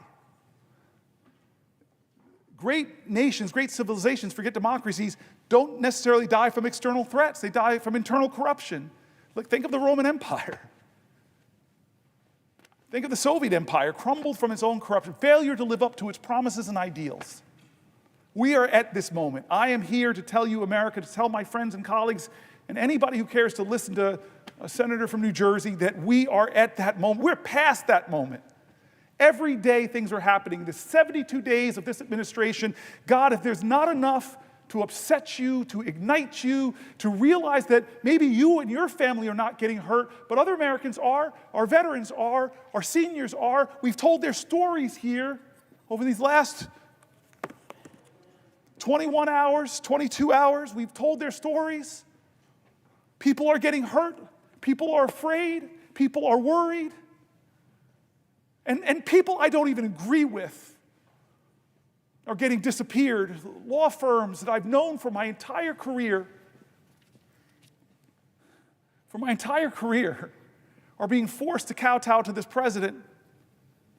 Universities that should be the bastions of free speech, free thought, free enterprise, intellectual research, academic research, scientific research are getting torn up by cutting indirect costs. I read stories of PhD programs that are virtually being canceled from the best scientific minds, not being able to build the state-of-the-art labs. The country that has led humanity in scientific invention is taking a blow. And Fareed Zakaria, I read his article here, and he's saying that China is doubling down on investments on the universities as this president is cutting them, unless, of course, you come to the leader and make all these commitments, meet all of these demands. There should be enough already. It should be enough already. And so this is that moment John Meacham told me about. I want us to try in the Senate. I know my colleagues. I see Tammy Baldwin. I see Chris Murphy. I see Angela Alsbrooks. I love you guys. I've served side by side with you. I know your passion. I've heard your anger. I've heard your fear. I've heard how you want to fight for this country. But we are not enough. We can do demonstrations. We can do demands. We could try to do things differently. In fact, we must. I will definitely yield to Tammy Baldwin, my friend and my colleague. To another question. Thank you very much. I don't have that much gas in the tank, but hold on, let me say it right. I yield for a question while retaining the floor. So noted. Thank you. Senator, since you have taken the floor, which I suppose is nearly a full day now, there have been new breaking news of mass firings. Perhaps others have come to the floor to talk about it, but you were just talking about how great democracies are shredded, sometimes from within. Look, one of the pieces of breaking news today was the mass firing of our nation's public health agency within it. Today it was reported that the Health and Human Services Department began firing up to 10,000 more people. It's more than the previous firings, including researchers, scientists, support staff, and senior leaders. These are people who are doing work to keep our children safe from preventable illnesses, and researchers who are searching for cures and treatments for diseases that plague our families, like cancer and diabetes and Alzheimer's. And look, we can all agree that government could be and should be more efficient. But here is where I disagree with the unelected Elon Musk and people like our president. People stopping the spread of measles. Yes. Researchers finding cures for Alzheimer's disease are not waste, fraud, or abuse. The slash and burn that is being led by Elon Musk's Doge will make Americans less healthy, less safe. And Elon Musk's Doge and Donald Trump are callously ripping away treatments, cures from millions of Americans suffering from Alzheimer's disease, cancer, ALS, and other devastating diseases. Behind these cures are, of course, workers. And they are some of our nation's brightest and best and most devoted. They keep our nation healthy and our economies running. But this administration is not respecting their work, their mission. And I have to point out the why. What is the why to all of their actions? Today announced that they're starting that slashing of 10,000 workers within the Department of Health and Human Services. By the way, with more in store, because last week they announced an reorganization that would result in 20,000 people losing their jobs. But what is the why? Ripping the rug out from under cancer and Alzheimer's disease and ALS patients is all in service of finding the money that Elon Musk and Donald Trump need to cut taxes for themselves and billionaires like them. And yes, big corporate tax breaks. They are cutting cancer cures for corporate tax breaks. Senator Booker, these cuts to health and human services are going to crush families in Wisconsin, whether it be people not having hope for a cure for a disease, or to the workers who are doing this groundbreaking research all across the United States who are going to be fired. In New Jersey, what will these firings mean for the people who you represent? I'm so grateful for the question, because that's what we said we were here about. We're here to try to elevate the voices of people affected by what they're doing to our government. And frankly, as they cut the Department of Education completely, or the Consumer Finance Protection Bureau, they're getting rid of agencies that were created by Congress, and many people are right to believe that can't be eliminated without congressional action. And we were talking before with people here that the biggest plurality of people being laid off from all of these departments are our veterans. And again, I'm going to be back in New Jersey this weekend. I'm going to try to be at a rally, a town hall. I know everywhere I go in my state, I'm going to hear from people who are rightfully angry, who are rightfully afraid, who are affected by this, who are fearful of what's to come. These are such important human emotions. But the question then is going to be for all of us, and I know people will be questioning me, what are we going to do? What can I do? What are you going to do, Senator? And so I don't have a brilliant response. I don't have some prescient idea that we are going to be able to change the course of this, but I know we're going to fight. And I want to be honest with you, I wasn't sure we could stop Donald Trump when he tried to take down the ACA. I just wasn't sure. I really wasn't. I did not know how that would end. People gasped. Do you remember that in this room? I remember that. People gasped. We did not know. It was really, this room usually has very predictable actions. That's why I'm still standing here, because I didn't want the predictable. I didn't want business as usual to happen. It's rare that we have unpredictability on this floor. It's usually finely orchestrated. You and I both know this, but that day, no one expected that, or at least wasn't sure. It was drama. It was a moment, and we won.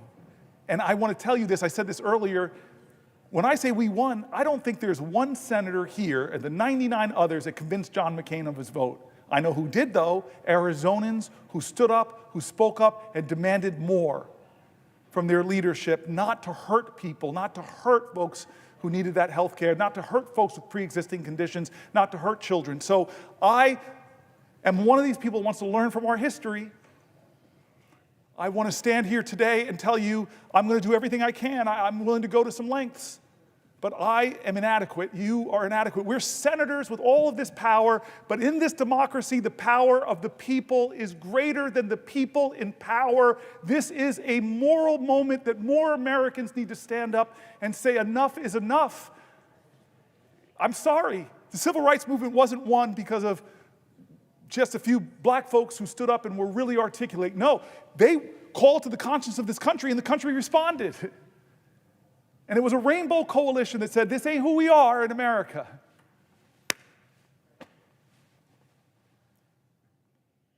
So I know New Jerseyans are hurting. I know I've been to your state. I love your state. I love sitting side by. We had some fun in your state together. We've saw young artists, business people. You are this person that says this word over and over again, more than any Republican or Democrat, buy American, and created so many jobs in your state. We were in some packed restaurant.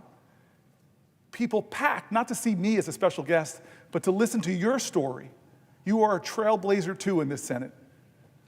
You are doing things that our founders did not expect, and you know that. And you want to stand up. I heard you in our caucus. I heard you in the Schumer's leadership meeting, standing up for people that are most marginalized, most looked down on, most talked about. I hear you, Tammy. Will the senator respond to another question? I won't respond to a question. I'm going to read this for the 75th time. I will yield for a question while retaining the floor. Thank you, Senator Booker. You just talked about your visit to Wisconsin. You've had many, but there was one that you're talking about that I remember really well and really fondly. I had the privilege of hosting you and showing you what our state had to offer. Yes. Something that I likely bragged about then, like I often do, is that the Badger State is known for making things.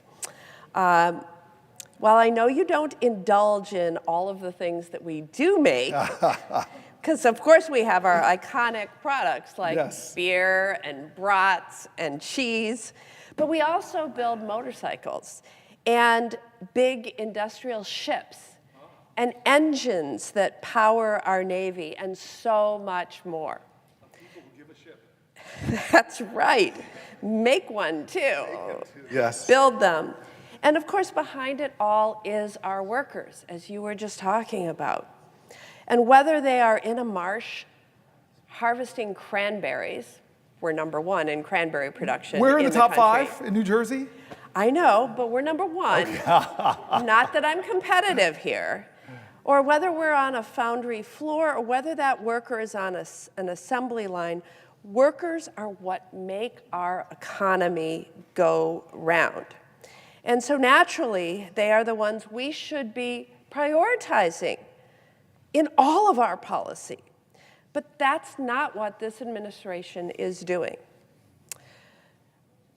They are going to get a slap across the face when the administration slaps across the board tariffs and gets us into a trade war. Yes. And it's going to be these workers who pay the price. And Wisconsinites are really worried about what we're going to see this week.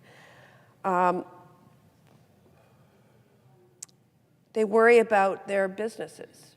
You met so many of them when I hosted you. Their livelihoods, their communities. They're worried because we have all been here before. Wisconsin was one of the hardest hit states by retaliatory tariffs last time Donald Trump started a trade war. During Donald Trump's last trade war, American farmers lost $27 billion in export sales. And according to further records, the state's economy lost more than $3 billion worth of product sales, product exports. And our manufacturing economy in Wisconsin, we lost about $26 billion in exports. And you know what?